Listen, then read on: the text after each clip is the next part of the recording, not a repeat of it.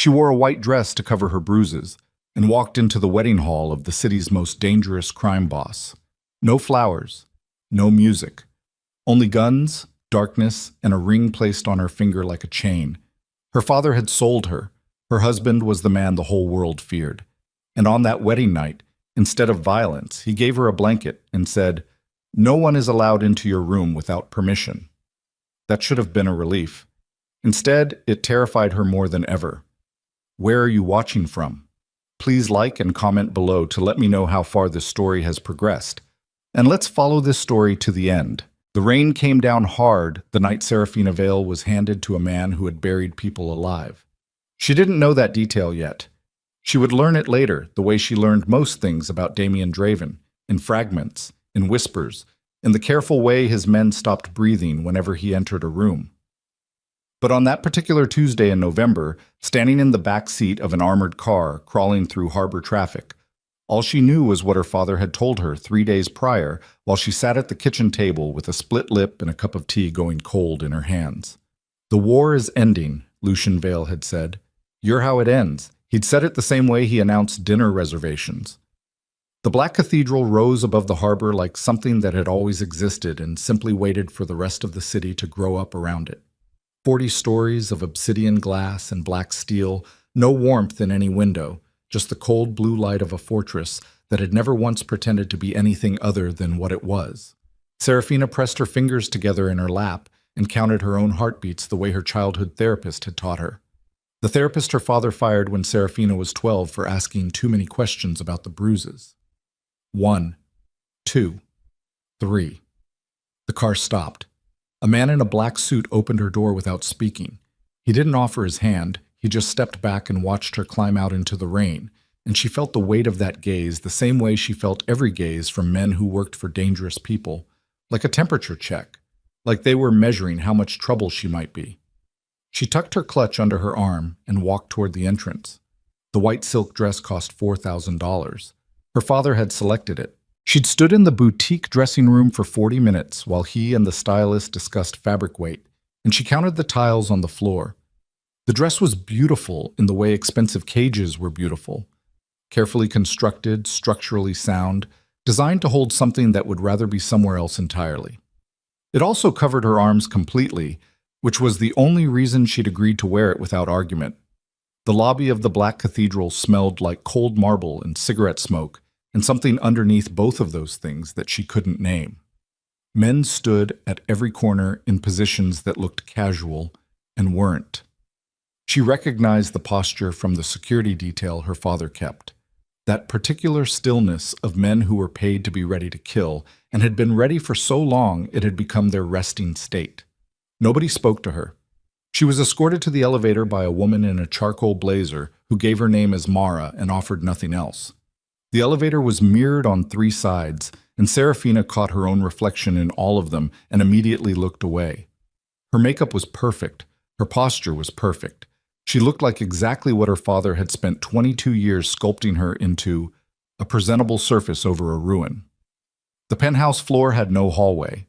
The elevator opened directly into a space that was simultaneously enormous and suffocating, all dark wood and floor-to-ceiling glass overlooking the harbor, and the rain-blurred lights of the city below. Flowers would have looked absurd here. This was not a space that accommodated softness. Damien Draven was standing at the window with his back to her when she entered. He didn't turn around immediately. The deliberateness of that bothered her more than she expected. She'd braced for cold eyes and aggression. She hadn't braced for someone who moved at his own pace without explanation and seemed to feel no need to announce himself. When he finally turned, she understood why everyone described him first by his stillness. He was tall in the way that meant nothing to him. Not performed, not aggressive, just architectural. Dark suit, no tie, collar open by one button. A jaw that looked like it had been built to absorb punishment. Eyes so pale they registered gray from across the room. He looked at her the way someone looks at a contract, thoroughly, impersonally, without warmth but without cruelty either, and that absence of both things was its own category of disquieting. There were 6 other people in the room. She recognized the man in the corner as Judge Harlan, her father's oldest ally, a man who had dismissed 3 assault charges against people in Lucian Vale's orbit over the past decade. He was sweating through his collar. She found a small private satisfaction in that. The ceremony was handled by a man she didn't know who held a leather-bound registry and kept his chin tucked to his chest throughout. Not a priest, not anything official, just a man with shaking hands and the authority to make this real. And he was afraid of something in this room. And everyone in this room knew exactly what it was. Her father was present. Lucien Vale stood near the wet bar in a navy suit with a pocket square and the expression he wore at fundraising galas, measured benevolence, teeth slightly visible, the performance of a man who was accustomed to cameras even when there were none. He caught her eye across the room and gave her a single, small nod that meant behave, and she felt the familiar cold weight of that nod in her sternum and looked away. The ceremony took 11 minutes. She knew because she watched the clock above the bar the entire time, counting seconds the way she'd counted tiles, the way she'd counted stairs as a child climbing to the floor where her father's study was, the way she counted breaths before things happened that she couldn't stop. Damien said nothing additional to the required words. His voice was low and unhurried, like a man reading an ordinary document. He didn't look at her father. He didn't look at the judge. He looked at Serafina for the duration of the ceremony with those pale eyes, and she kept her gaze fixed on his collarbone because she couldn't sustain eye contact, and she absolutely could not look away entirely without her father noticing, and finding that narrow middle ground required most of her concentration. When the ring went on her finger, it was cold, heavy, a flat dark band with no stone. She'd expected something ornate, something that announced ownership. This was the opposite, severe and minimal, like a line drawn. Damien leaned close enough that she smelled him. Smoke and something darker underneath, sandalwood maybe, and the faint clean bite of expensive whiskey. "You're shaking," he said quietly. Only for her. She hadn't realized. Her hands had betrayed her without permission, a fine tremor she couldn't locate and couldn't stop. She swallowed. "I thought you were going to kill me." The honesty surprised her. She hadn't planned to say that. It came out the way the truest things did, before the filter caught it. His expression didn't change, not a flicker. "Not tonight." He straightened. Then he looked at her father. The room temperature dropped. Serafina had seen powerful men look at each other her entire life. The calculations behind it, the measurements, the performances of dominance and deference. She knew every variation. What she saw in Damien Draven's face when he turned toward Lucien Vale was none of those things. It was simpler and more absolute. It was a man looking at something he had already decided about, and the deciding was done, and what remained was only timing. Her father's smile didn't disappear, but his hand, resting near his drink, went completely still. The cameras, two of her father's people with phones, stopped rolling. The other guests found reasons to move toward the elevator. Within 4 minutes, the room had emptied of everyone except Mara and two of Damien's men and Serafina, who stood in her expensive cage of a dress holding her clutch and waiting for the shape of whatever happened next. Damien walked past her without touching her. "Come," he said. Not unkind, not kind, just a direction, clean and without ornamentation, and she followed it the way she'd followed most directions in her life, because the cost of not following was a thing she already knew the shape of and had no interest in revisiting tonight. The private elevator off the penthouse opened to a separate residential level above. She hadn't known there was a level above.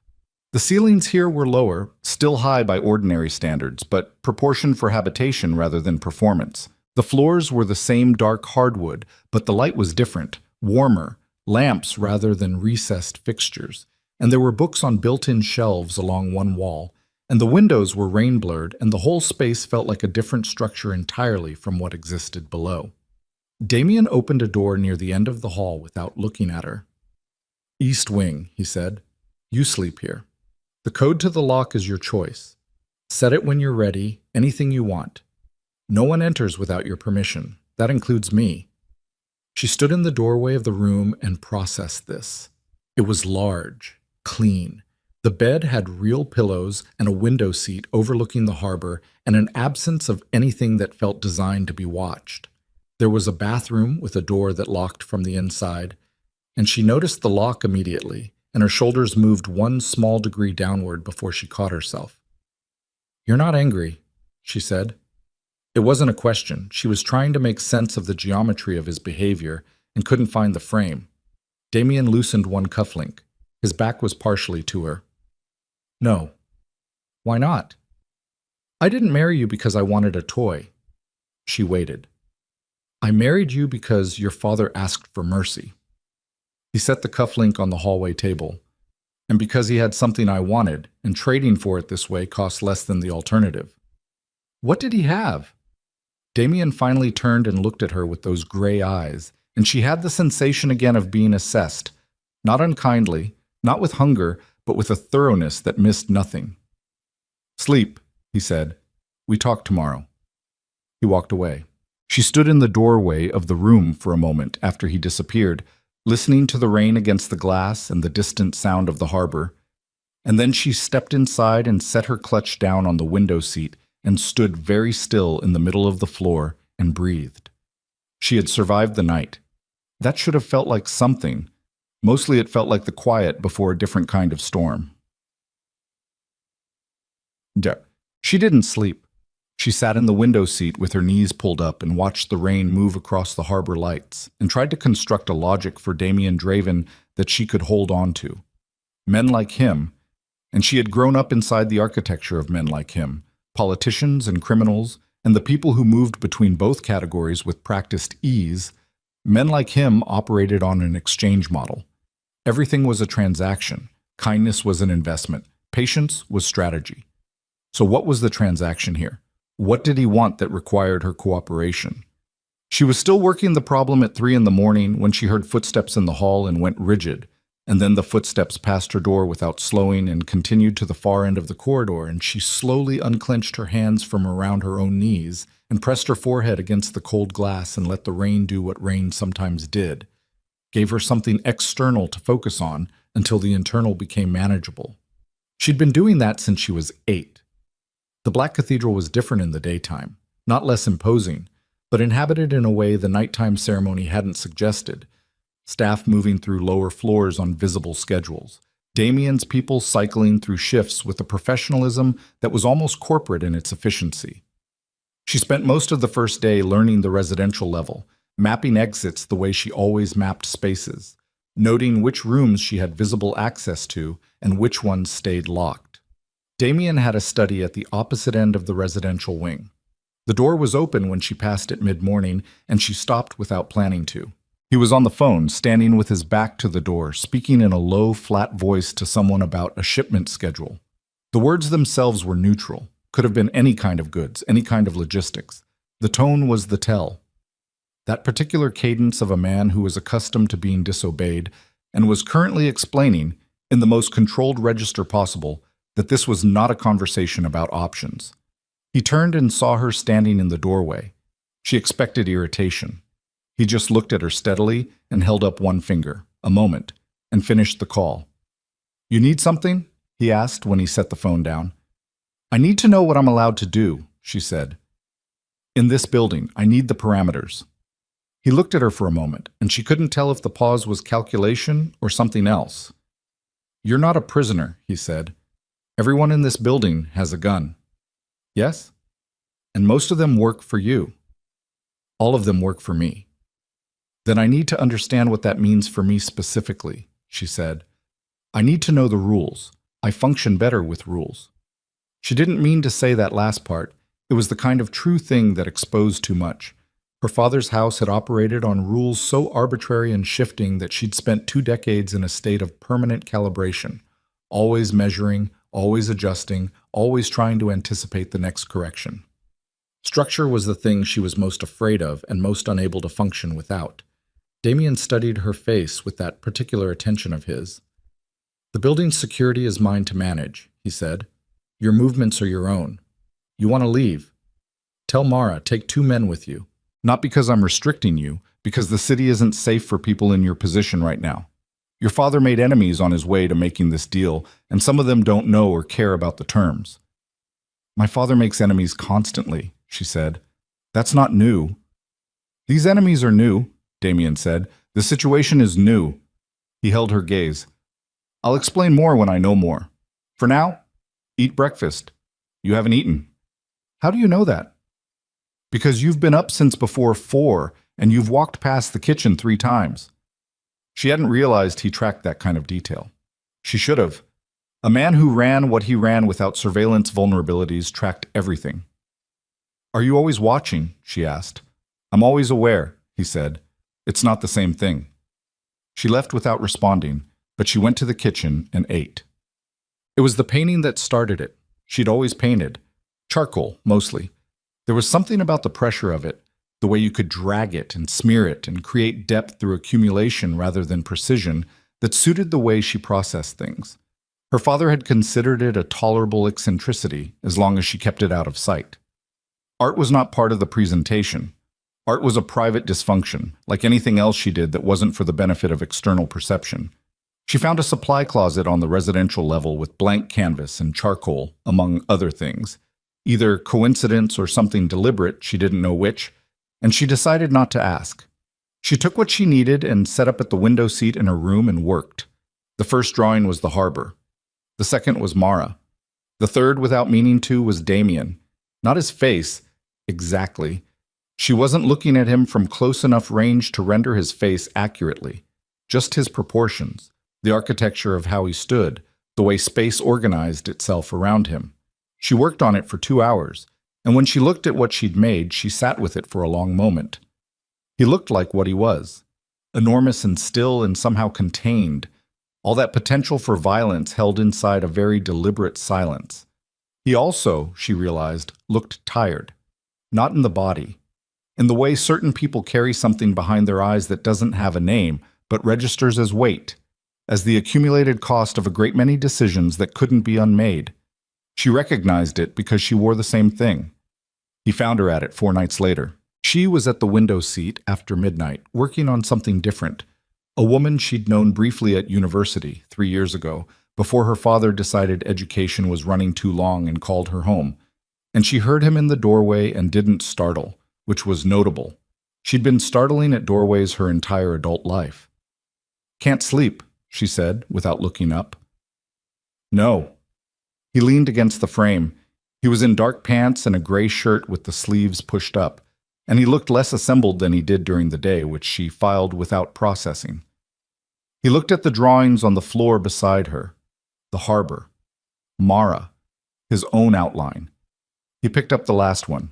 She kept drawing. "You make me look human," he said. The inflection was strange. Not dismissive. Something closer to surprised. "Maybe you are," she said. He set the drawing down carefully.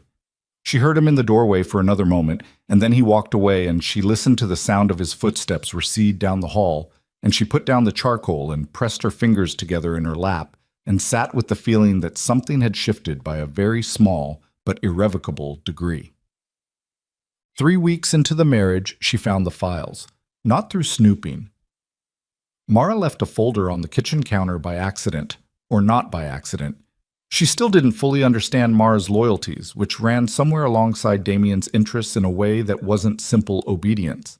And when Serafina opened it, expecting building schedules, she found financial records, donation records, transfers in the low millions directed to a network of residential facilities, shelters, the header language said, transitional housing, legal support funds. The facilities were named plainly, without the kind of branding that existed to generate publicity. These were not donations made for photographs. She went through 15 pages before she heard Damien's voice behind her. "Those aren't yours." She turned. He was standing in the kitchen doorway in his jacket, which meant he'd just come in. "You fund these," she said. He looked at the folder. Something moved across his face that she couldn't categorize. "Mara shouldn't have left those out." "You fund shelters for trafficked girls." She kept her voice steady. "Personally. Not through a foundation, not through a company. These are your direct accounts." Serafina. "Why?" The pause was long enough that she thought he might not answer. Then, "Because I can," he said, "and because the people who should are too busy deciding if it's politically convenient." She looked at him. He met her gaze and then looked at the folder and then away. which was the closest thing to discomfort she'd ever seen from him. She put the folder down. She didn't say anything else about it. But that night, instead of working at the window seat alone, she sat at the kitchen table with her charcoal while Damien worked through documents at the other end, and neither of them spoke for 2 hours. And it was the first time in as long as she could remember that silence felt like something she'd chosen rather than something imposed on her. She made a mistake on a Thursday in December. She'd been reaching for something on the high shelf in the supply closet. She still didn't know who stocked it. It replenished itself like a question she'd stopped asking. And she stretched too far and the sleeve of her sweater rode up to her elbow.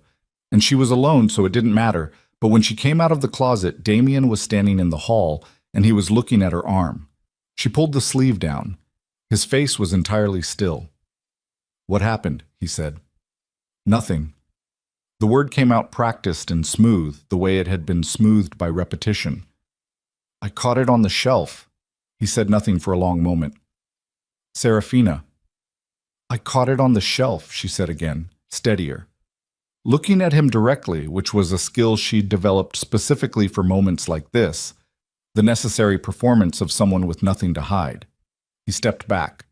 He let her pass. But she felt him watching her down the hallway, and she turned the corner and leaned against the wall with her eyes closed and breathed through her nose and told herself it was fine. It was fine. He didn't know. Nobody knew. It was... Her sleeve had ridden up too far. She hadn't caught it in time. He'd seen the edge of something older than any shelf. That night she stayed in her room and worked until her hands cramped, and somewhere around 2 a.m, she heard his footsteps stop outside her door and then continue after a moment, and she pressed her charcoal down too hard and snapped it, and sat in the dark with the broken pieces in her palm and stared at the harbor lights and did not sleep. She didn't know what she was afraid of more, that he would ask again, or that the next time he did, she would tell him. She wouldn't have an answer for that until it was already too late. Because 3 days later, Damien came home soaked in blood from an attempt on his life, and she opened the door to help him, and her hands shook as she pulled his shirt away from the wound. And in the movement of that moment, her reaching, his stillness, the awful intimacy of someone bleeding in your arms, her own sleeve fell, and the fabric pooled at her elbow, and the lights were on, and there was no shelf to blame this time. Damien's hands went completely still. He looked at her back. The room went quiet in a way that had texture and weight.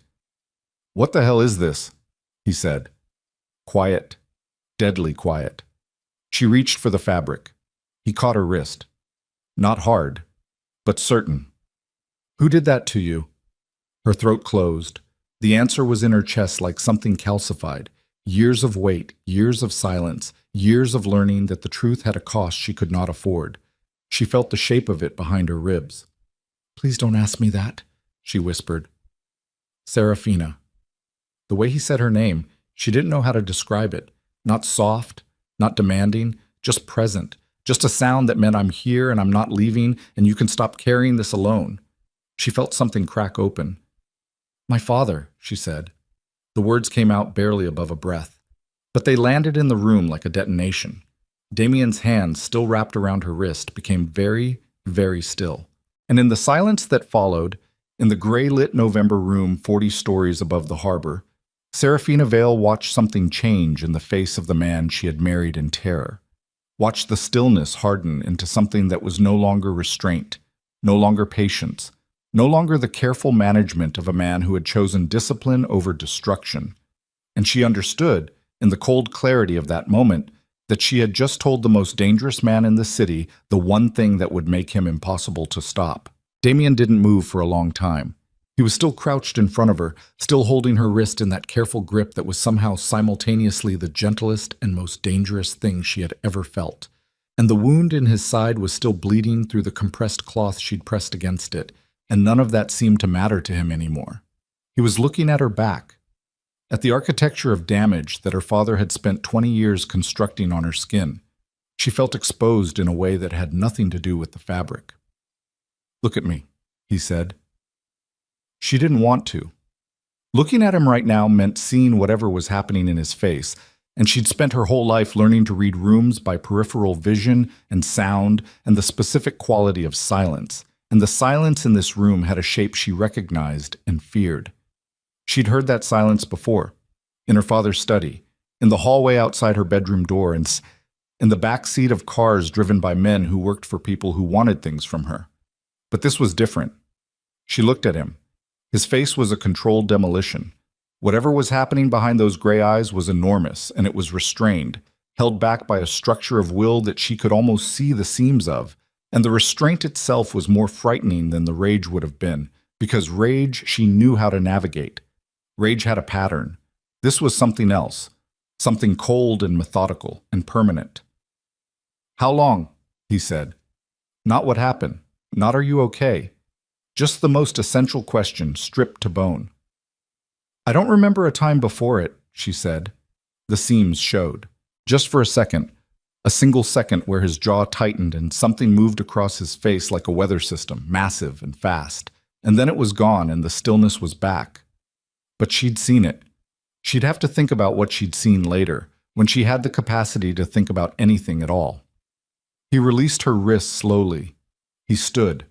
She watched him walk to the window and stand with his back to her, and she watched his hands open and close at his sides once, twice, and then go still.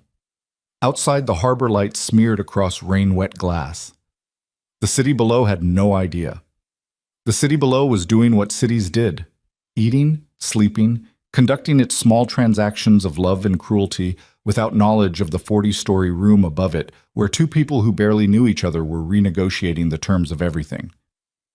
"I need you to tell me what happened at the bridge," she said finally. Because she needed to bring them back to something manageable, something that had a task embedded in it. He was bleeding. That was still real. He didn't turn around. "It was handled." "You're still losing blood." "I said it was handled." "Damien." His name felt strange in her mouth.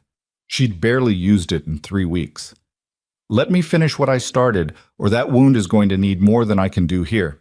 A pause. He turned from the window and walked back to the kitchen table and sat down without another word, and she understood that this was the closest he was capable of coming to compliance. She picked up the cloth and the kit Mara had shown her 2 weeks ago.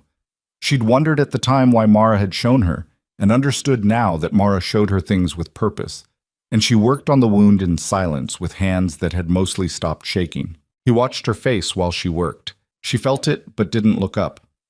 "Why didn't you tell me?" he said. "We've been married 3 weeks. "That's not an answer. It's the only one I have." She pressed a closure strip flat and smoothed it with her thumb. "I don't know you. I didn't know what you'd do with it." "And now?" She finally looked up. "And now it's too late to choose differently," she said. "So here we are." He held her gaze. "Here we are," he agreed. She taped the last closure and sat back and looked at her own hands in her lap and thought, "You just handed a man who buries people alive a reason to bury your father." She thought about whether she had feelings about that. She examined the place where the feeling should have been and found something complicated and unresolved that she didn't have the language for yet. Damien picked up his phone off the table. "Not tonight," she said. He looked at her. "Whatever you're about to do," she said. "Not tonight. Please." His thumb hovered over the screen. She met his eyes and held them, which cost her something, and he saw it cost her, and she watched him weigh things she couldn't fully see. He set the phone face down on the table. "Tonight," he said. She breathed. "Thank you." He said nothing, but he stayed at the table while she cleaned up the kit, and he didn't pick the phone up again, and eventually Mara appeared in the doorway with the particular expression of someone who'd assessed a situation from just outside it and was choosing not to comment. And Serafina excused herself and went to her room and sat in the window seat for a long time, watching the rain and turning the ring on her finger and thinking about the specific weight of things that couldn't be unsaid. He made the calls in the morning. She heard the cadence of it through the wall. Not the words, just the rhythm. 4 calls before 7 a.m., each shorter than the last, each in that flat decisive register she now recognized as Damien in operational mode. The mode where he was solving a problem, and the problem had a body count attached, and neither of those facts required comment. She dressed and went to the kitchen and made coffee and stood at the counter with both hands around the mug and waited. He came in at 7:15. His face was composed. Whatever he'd set in motion with those calls, the decision had been made and he wasn't going to revisit it. She recognized that state too. The afterside of a terrible choice, when the weight lifted not because it was gone, but because it had been distributed into action. "What did you do?" she said. "Research." He poured coffee. "Nothing else yet?" "Yet." He looked at her over the rim of his mug. "I need information before I move. That's how this works." "That's how all of it works with you, isn't it?" She kept her voice level. "You gather first. You decide. Then you act and it's done and no one can argue because the decision's already been executed. It's kept me alive. It kept you functional," she said. "That's not the same thing." He set his mug down. She felt the shift in the room and wondered if she'd gone too far, and then decided she was done calibrating her honesty to the comfort levels of men, regardless of who they were. "What do you want me to do?" he said. "Tell me specifically. What outcome do you want from this?" "I want you to tell me what you found before you decide anything." He studied her. "And if you don't like what I found, then I need to know that too." He was quiet for a moment. The rain had stopped overnight and the city was gray and washed outside the window, and the morning light was the color of unfinished things. "Sit down," he said. She sat. He remained standing. She thought it was unconscious, the way he always stood when he was controlling something, the way height was its own form of management. And he told her what 3 phone calls and a network of people who owed him things had produced in 12 hours. It was worse than she'd known. She'd known about the beatings, of course. She'd lived them. But she hadn't known about the documentation, the files her father had constructed over the years to discredit her in advance. Medical records from a doctor on Lucien's payroll diagnosing her with a psychiatric condition at age 15. Emails between her father and 2 of his senior advisors describing her as unstable and a liability, and in one thread from 2 years ago, discussing the disposal problem in language that could have meant many things, and in context meant only one. She sat with that for a long moment. Disposal problem. "He wanted you to kill me," she said. Damien's expression didn't change. "The marriage was designed to end one way. He thought you'd get rid of me eventually, take whatever he was offering, and then remove the witness." "Yes." She put her coffee mug down because her hands had gone strange. Not trembling, just distant, disconnected from her body, which was a sensation she recognized from very bad nights in her father's house. "What was he offering?" she said. "Access, connections. 12 senators, 4 federal judges, the commissioner of the Harbor Authority." He paused. "And a real estate portfolio that would have given me legitimate cover for most of my operations for the next decade. He sold me for real estate. He sold you for political infrastructure." Damien sat down across from her, which was unusual. He almost never chose to sit. The real estate was incidental. She looked at the table surface. There was a scratch in the wood near the edge, something small and old, and she focused on it with the same precision she'd focused on tiles and stairs and clock faces throughout her life. "My entire life," she said, "I have been inside the calculation." "Yes." "And the calculation was always—" She stopped, restarted. "He never once made a decision that factored me in as a person." "No?" "Just as a variable." "Yes." She looked up. "What are you going to do?" Damien held her gaze. "What I do with people who hurt mine." The word mine landed in a complicated place. Not possessive, or not only possessive, something with more dimensions than ownership. "I'm not asking you to destroy him for me," she said. "I know. I'm asking you, Paul." She stopped again. What was she asking? She was asking him not to become something worse in the process. She was asking him to stay legible to her because she'd built a fragile architecture of trust around the man who had said no one enters without your permission, and she did not have the reserves to start over. She was asking him something she didn't have words for yet. "I need you to be careful," she said, "about what this does to you." He looked at her for a long moment. "That's not what I expected you to say." "What did you expect?" "Stop." He said it flatly. "Or let me handle it my way." That's usually what people say. I'm not people, she said, and I'm not asking you to stop. He sat with that. Then what? I'm asking you to still be recognizable when it's over. Mara found her in the supply closet an hour later. Serafina was standing in front of the shelves, not taking anything, just standing in the small contained space with the door mostly closed and the light off, which was something she had done as a child in the linen cupboard on the second floor of her father's house, the only space in that building where the air didn't carry the anticipation of consequences. Mara didn't comment. She stood in the doorway with her arms folded and waited. How long have you worked for him? Serafina asked. 11 years. Since before. Since before most things, Mara said. Serafina turned around. In the dim light from the hallway, she could see Mara's face clearly. The economy of it, the way she'd trained herself to offer information in controlled portions. Another person who had learned to live inside someone else's operational framework. Is he going to be all right? Serafina said. Mara was quiet for a moment. He's never gone to war for a personal reason before, she said finally. Every other time it's been strategic, business, enforcement. She paused. This is different. Different how? Different like I've seen him in a room with men who owed him money and watched him make decisions in 30 seconds that would take most people a week to justify. Mara met her gaze. I've never seen him hesitate. He hesitated last night because of what you asked him. That should be a good thing. It is, Mara said. It's also a vulnerability. And the people who want him dead are currently trying to figure out where his vulnerabilities are.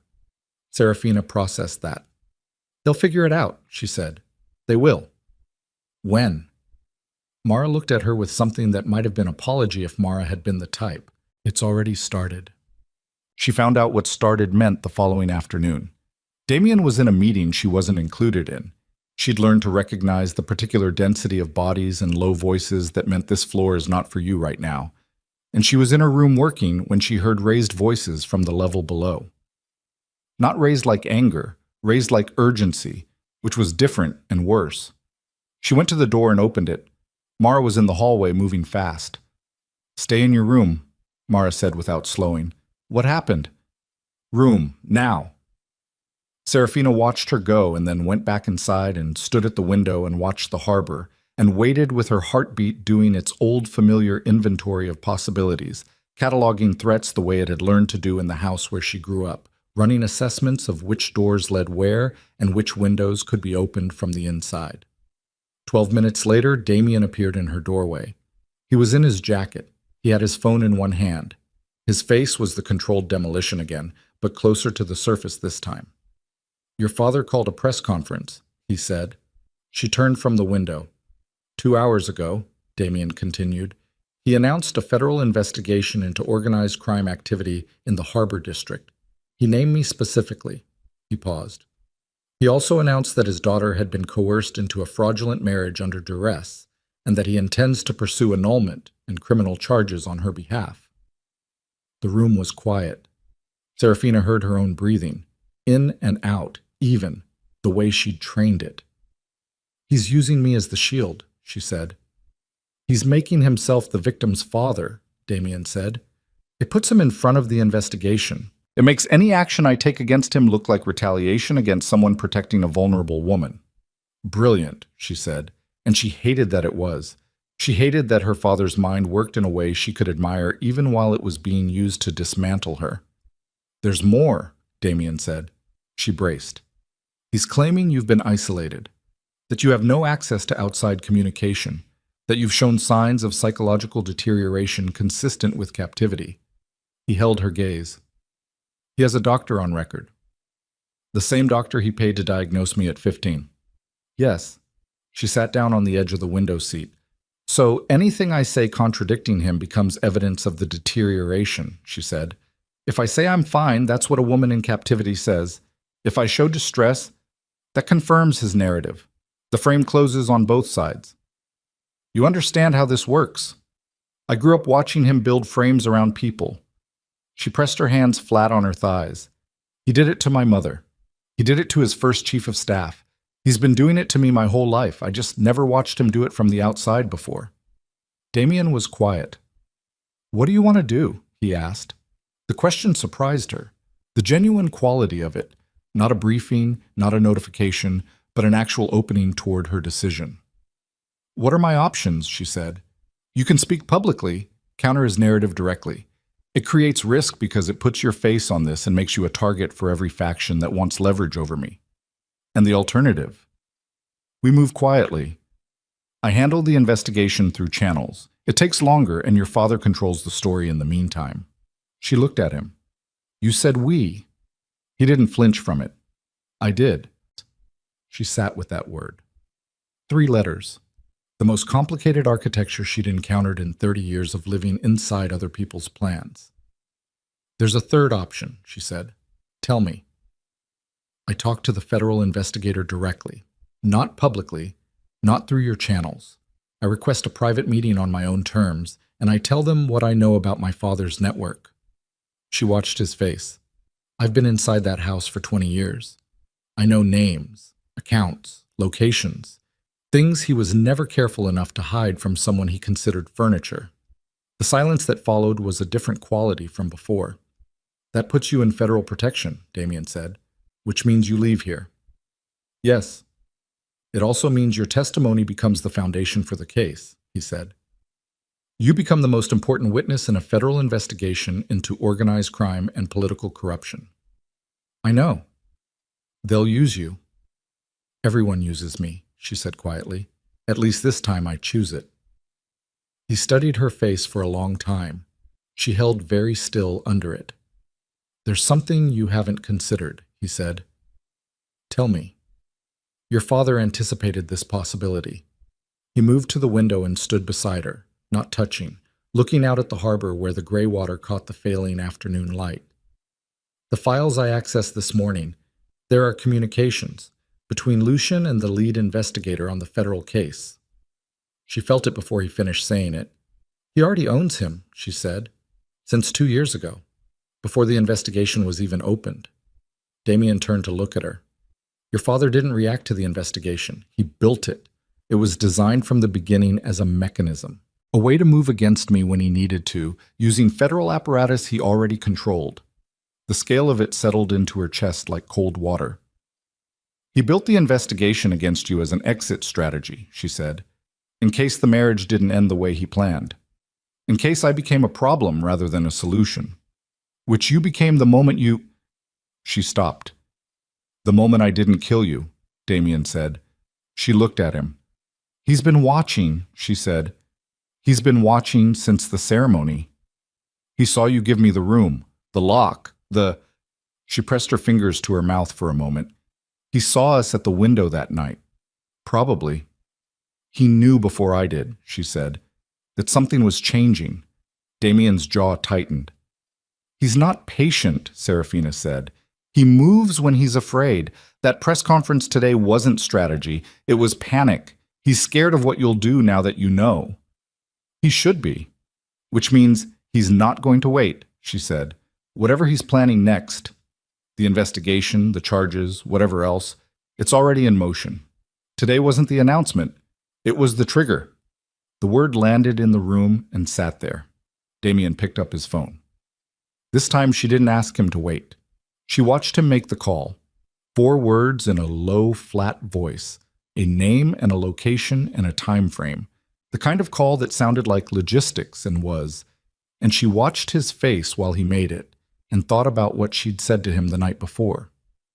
I'm asking you to still be recognizable when it's over.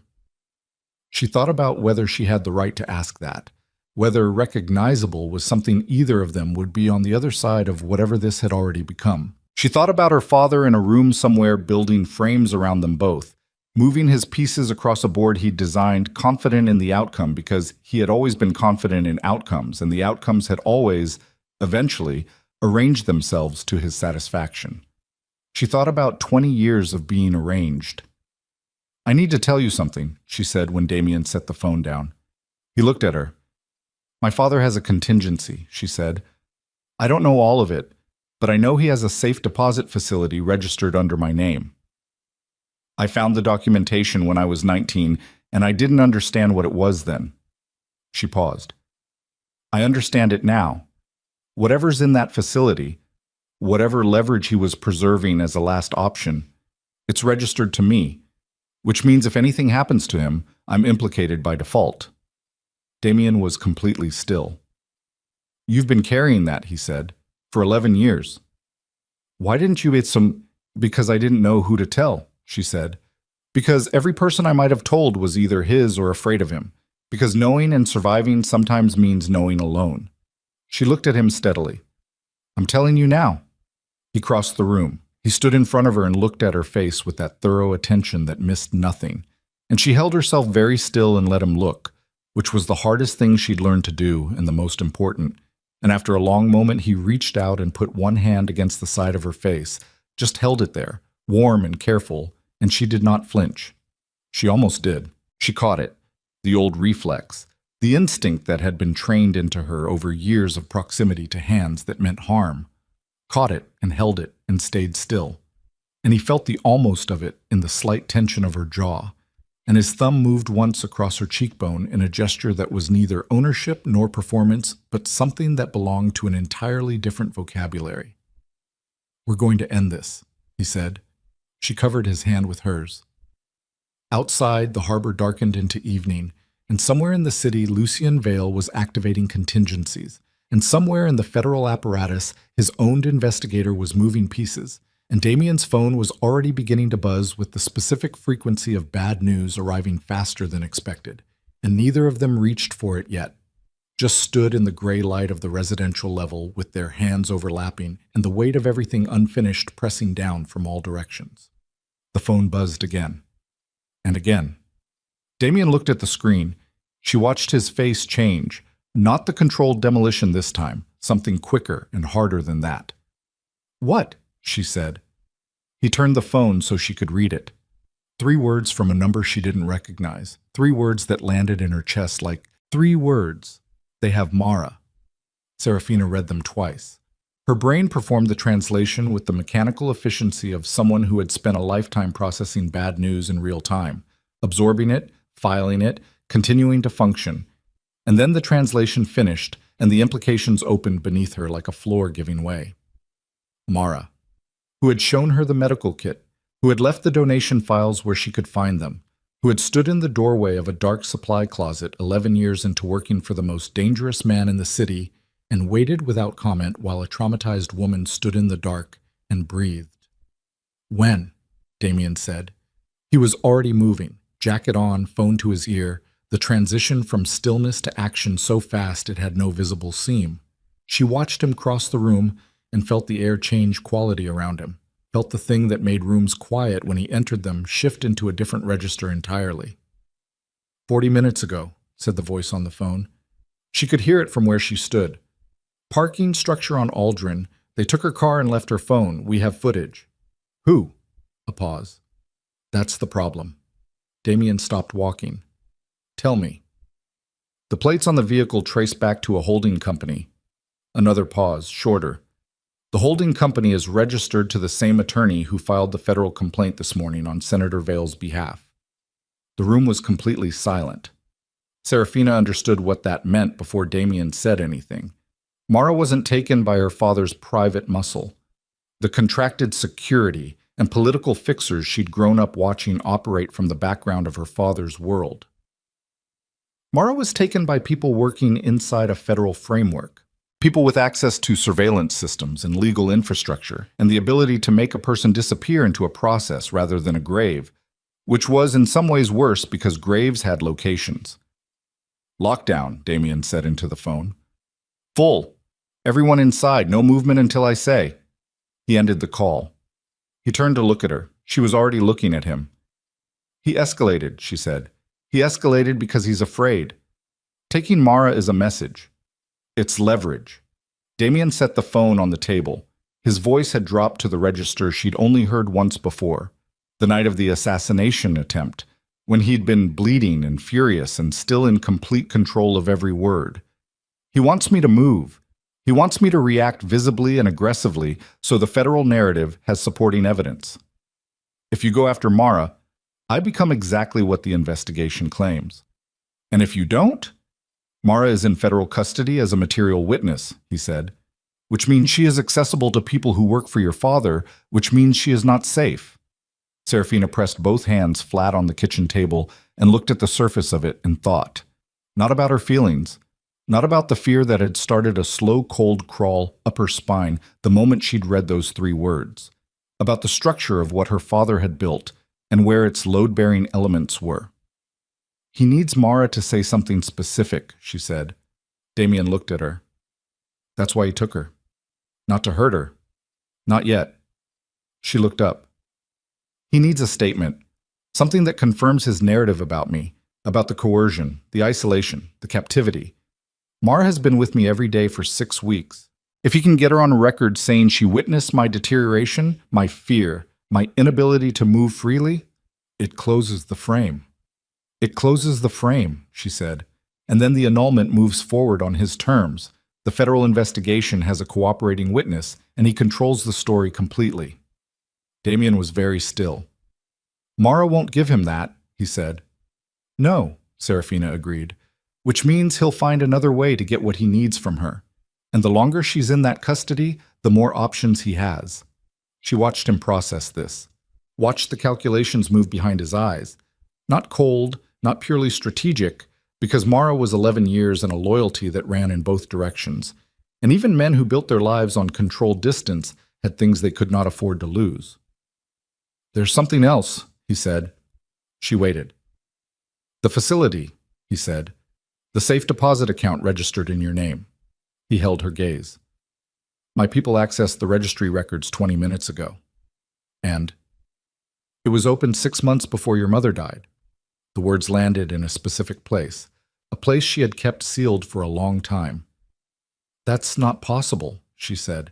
I was 14 when my mother died. The account was opened in your name by a legal proxy with power of attorney, Damien said. Signed by your mother, 6 months before her death.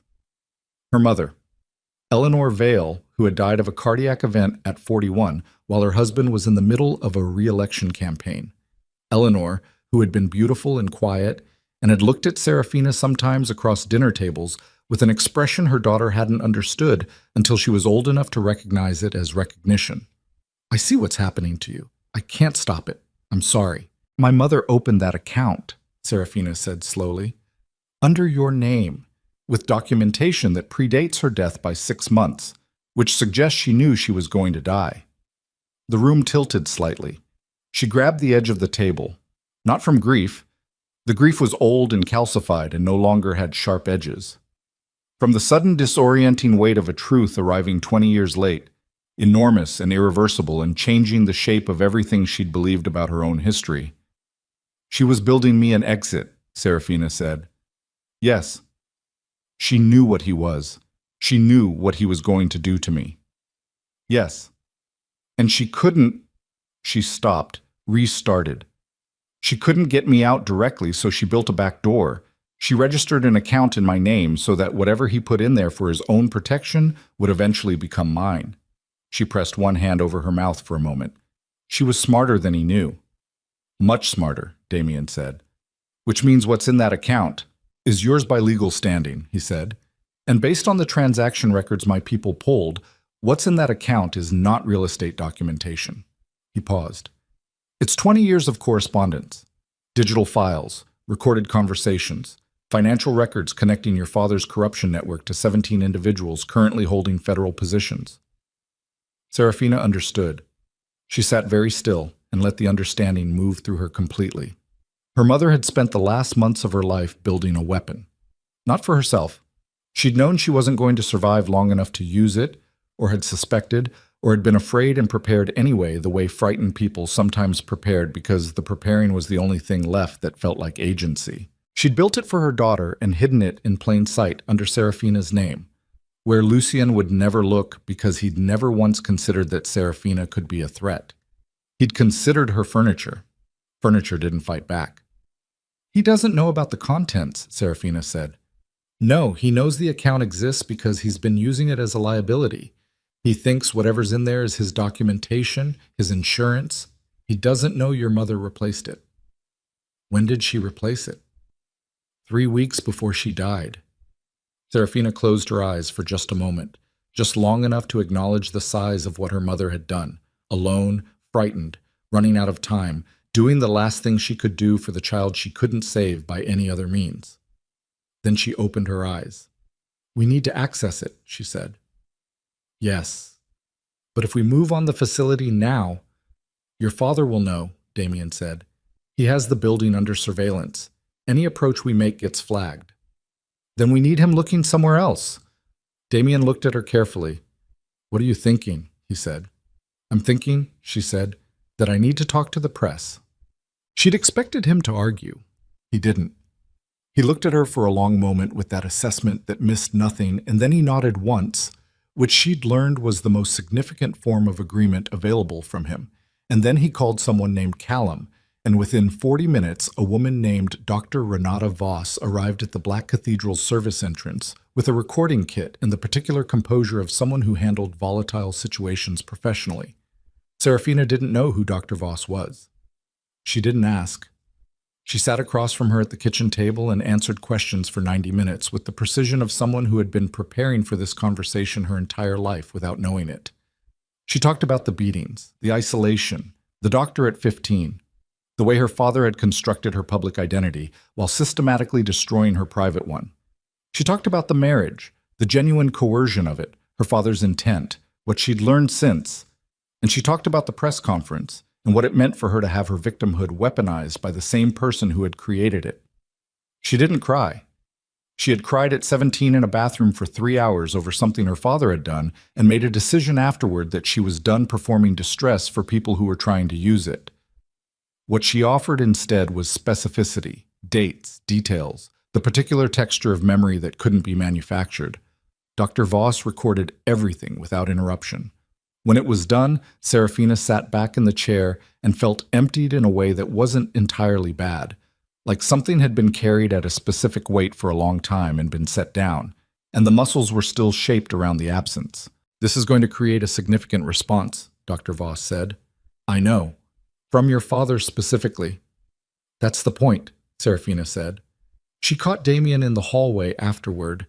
He was on the phone again, always on the phone, always the low, flat voice.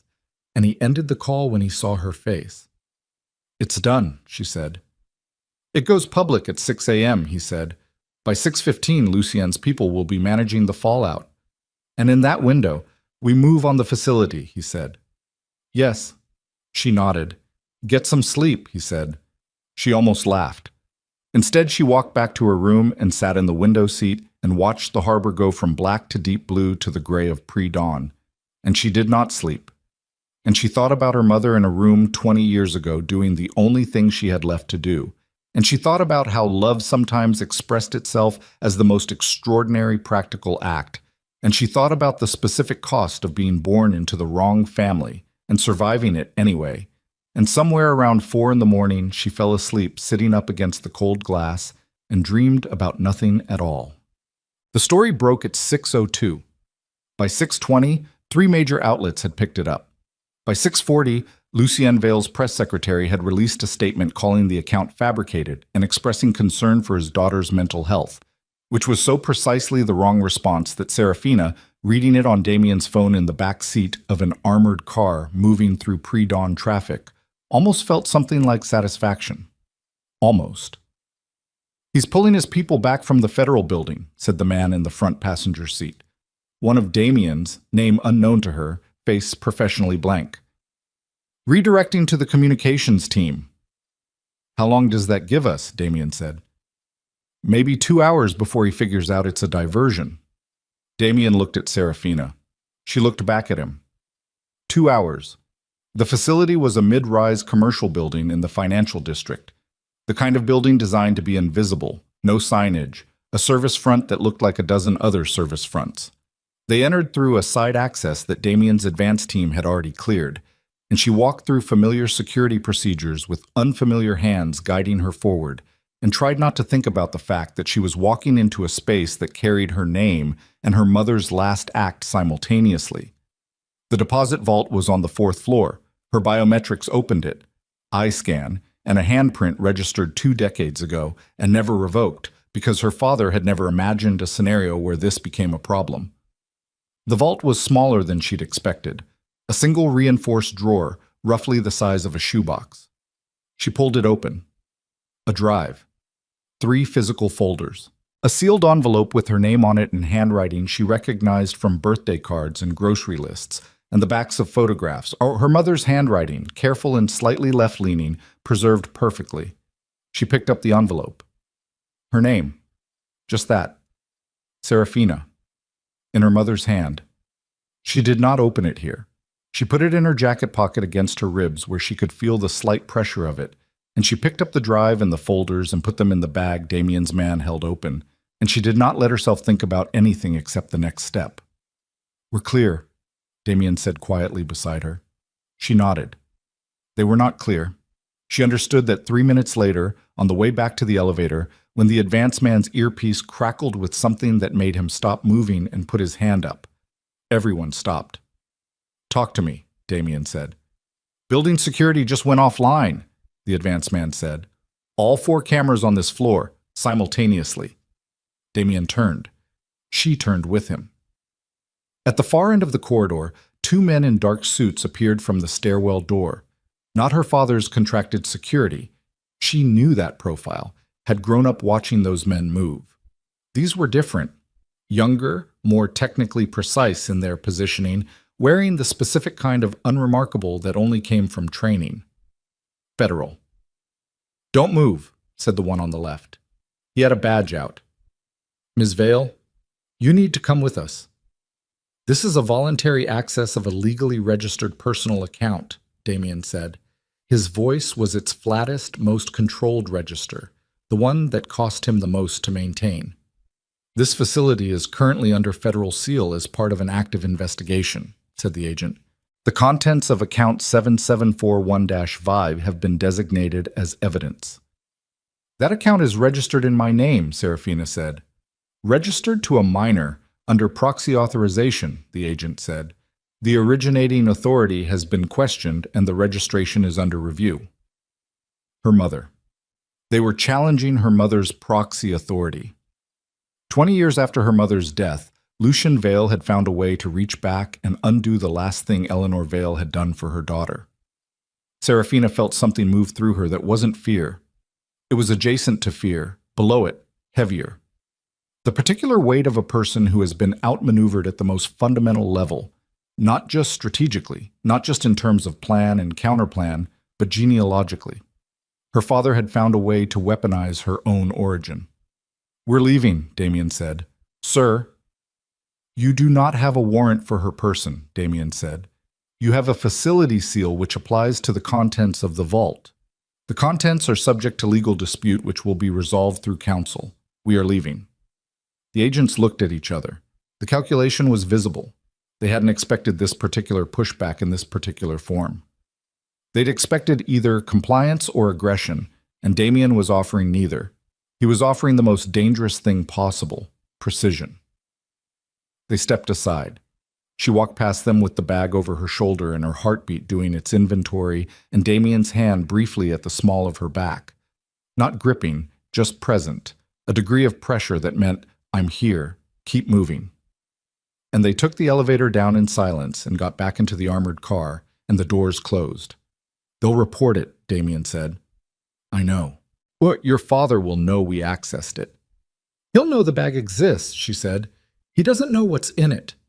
She pressed her hand against her ribs where the envelope sat. "He thinks he replaced her documentation with his. He doesn't know my mother replaced it back." The car moved through the financial district toward the harbor. Damien was on the phone again. She could hear fragments, the name Callum again, and the name of a firm she didn't recognize, and the words chain of custody and proxy validity challenge, and the specific, precise vocabulary of a man who had learned to fight in every arena simultaneously. She looked out the window. The city was awake and moving and indifferent, the way cities always were, the way she'd found both desolating and grounding at various points in her life. Coffee carts and delivery vehicles and people going toward things without the knowledge of what was happening 40 stories above them, or in armored cars, or in the specific silent violence of a war being fought through legal architecture. Her phone buzzed. She looked at it. Unknown number, text message. I know you have the drive. You have 6 hours to return it before I release the secondary file. You know what's in it. She stared at the screen. Secondary file. She did not know what was in it. She thought she knew everything. She thought she'd found the shape of her father's strategy and understood its dimensions and found the place where her mother had hidden the countermeasure inside it. She'd thought the timeline made sense. The vault, the drive, the 20-year-old trap that had finally become a weapon. Secondary file. Damien, she said. He looked at her. She handed him the phone. He read it. His face didn't change, but she saw his eyes move over the message twice, and the second time she watched something adjust in his expression. A recalibration she'd never seen before. The subtle shift of a man encountering a variable he hadn't accounted for. Secondary file, he said. I don't know what it is. He's telling you that you don't have everything. His voice was careful. That there's something in his possession that he's holding separately. Something he believes will neutralize what's on the drive. Or implicate me, she said, because that was the other architecture. Not just neutralize, but invert. Make her the threat rather than the witness. What could he have? Damien said. It wasn't rhetorical. He was asking her to inventory. She thought about every room she'd ever been in, every conversation she'd ever been adjacent to, every piece of information that existed about her that her father could hold, shape, present, in a frame designed to destroy her. And then she thought about something else, something she'd almost forgotten, because she'd worked very hard to forget it. A night 5 years ago, a private event at her father's estate, a man who'd been too persistent, and a room she'd been cornered in, and what had happened in that room before a member of her father's security staff pulled the man out, and her father had appeared in the doorway and looked at her with an expression she'd read at the time as concern and understood now, with the cold clarity of everything she'd learned in the past 6 weeks, was something entirely different. Her father had been there. He'd been there and he'd waited. Not long enough for serious harm, but long enough, precisely long enough. And there were cameras in that room because there were cameras in every room in her father's house. And he had the footage. And the footage, absent context, absent the before and after, would show his daughter in a compromising position with a man who currently held a federal appointment. It would destroy her testimony. It would destroy her credibility. It would turn her from a witness into a liability. He has footage from the estate, she said. Her voice came out flat and cold and strange to her own ears. From 5 years ago, there was an incident, She stopped, organized herself. A man, my father's associate. He cornered me. My father has the footage, and without context, it looks like something it wasn't. Damien was completely still. How long have you known about the footage? He said. I didn't know he had it. I suspected. I didn't let myself... She stopped again. I didn't let myself follow the thought because the answer was too... Serafina. She looked at him. He's been holding that for 5 years, Damien said. Yes. For exactly this moment. Yes. She pressed the back of her hand against her mouth for a moment. He never does anything with a single purpose. Everything doubles. The marriage was both a trade and a disposal. The investigation was both a weapon against you and a frame around me. The footage was both leverage to keep me compliant and insurance against exactly this. She gestured at the bag, the drive, everything. Exactly this situation where I stopped being compliant. The car was slowing toward the harbor. So if he releases that footage, Damien said. My testimony is worthless, she said. Worse than worthless. He'll build a narrative around it. His troubled daughter, her history of instability, the fabricated account she gave under the influence of a man who isolated and manipulated her. She heard her own voice fraying at the edges and stopped it. Breathed through her nose, continued. Everything I said this morning becomes evidence of deterioration rather than truth. The car stopped. Outside the armored glass, the harbor was gray and enormous and indifferent. 6 hours. She had 6 hours before her father released the footage, and every word she'd spoken into Dr. Voss's recorder became ammunition against her. She turned to look at Damien and found him already looking at her, and the expression on his face was unlike anything she'd cataloged from him in 6 weeks of studying his face with the attention of someone whose survival had always depended on reading the room correctly. It wasn't rage. It wasn't calculation. It was the particular expression of a man who has identified something he cannot fix and is standing in the gap anyway. "Tell me what you need," he said. She opened her mouth. And then the driver's voice came through the partition, very quietly, with the specific evenness of a man delivering information he knew was going to change the temperature of the vehicle. "Sir, the federal team from the facility. They didn't file a report." Damien turned. "What do you mean they didn't file a report?" "There's no record of the intercept in any federal system. The agents who approached you in that building, their badge numbers don't correspond to any active personnel in the investigations task force." A pause. They weren't federal agents. The silence in the car had a new quality. "They were your father's people," Damien said quietly. Not to Serafina, to himself. "Performing federal authority," she said, "to find out if you had the drive." He turned back to her, and now the expression was the one she recognized, cold and precise and already 3 steps ahead. "They weren't there to stop you from taking it. They were there to confirm you had it." "So he knows." "He knew before you got back in the car." She sat with that. 6 hours. A drive that was now confirmed in her possession. Footage that could destroy her testimony. A woman named Mara somewhere in a building her father controlled, being asked to say things that weren't true by people who had the resources to make not saying very uncomfortable. And somewhere below all of it, in the bottom register of everything she'd learned and survived and built and broken and rebuilt across 30 years of living inside the wrong family, something that felt like the last remaining wall coming down. She reached into the bag. She took out the drive. She turned it over in her hands. 20 years of her mother's work. 20 years of carefully assembled evidence, hidden in plain sight, waiting for a daughter who hadn't known it existed, built by a woman who'd understood that the only way out was through and had not lived long enough to take it herself. Serafina looked at Damien. "I know what we have to do," she said. "Tell me." "We can't run from the footage," she said. "He'll release it regardless of what we do with the drive. The footage exists and it will be used, and there's nothing that makes it not exist." She paused. "So we don't try to stop the release." Damien waited. "We release the drive first," she said. "Everything on it. Not to one outlet, not to one investigator. To everyone, simultaneously, before he can build the frame. We flood the zone with my mother's documentation so completely that by the time his footage surfaces, the context is already established." She looked at him. "My mother built a weapon. I need to fire it before he can take it out of my hands." The harbor outside was gray and flat and enormous. Damien looked at her for a long moment. "If we do this," he said, "there is no version of the next 24 hours that doesn't become completely unpredictable. I know. People will move against us from every direction. I know. Mara is still—" "I know," she said. Her voice cracked, just slightly, on the last word, and she let it. "I know.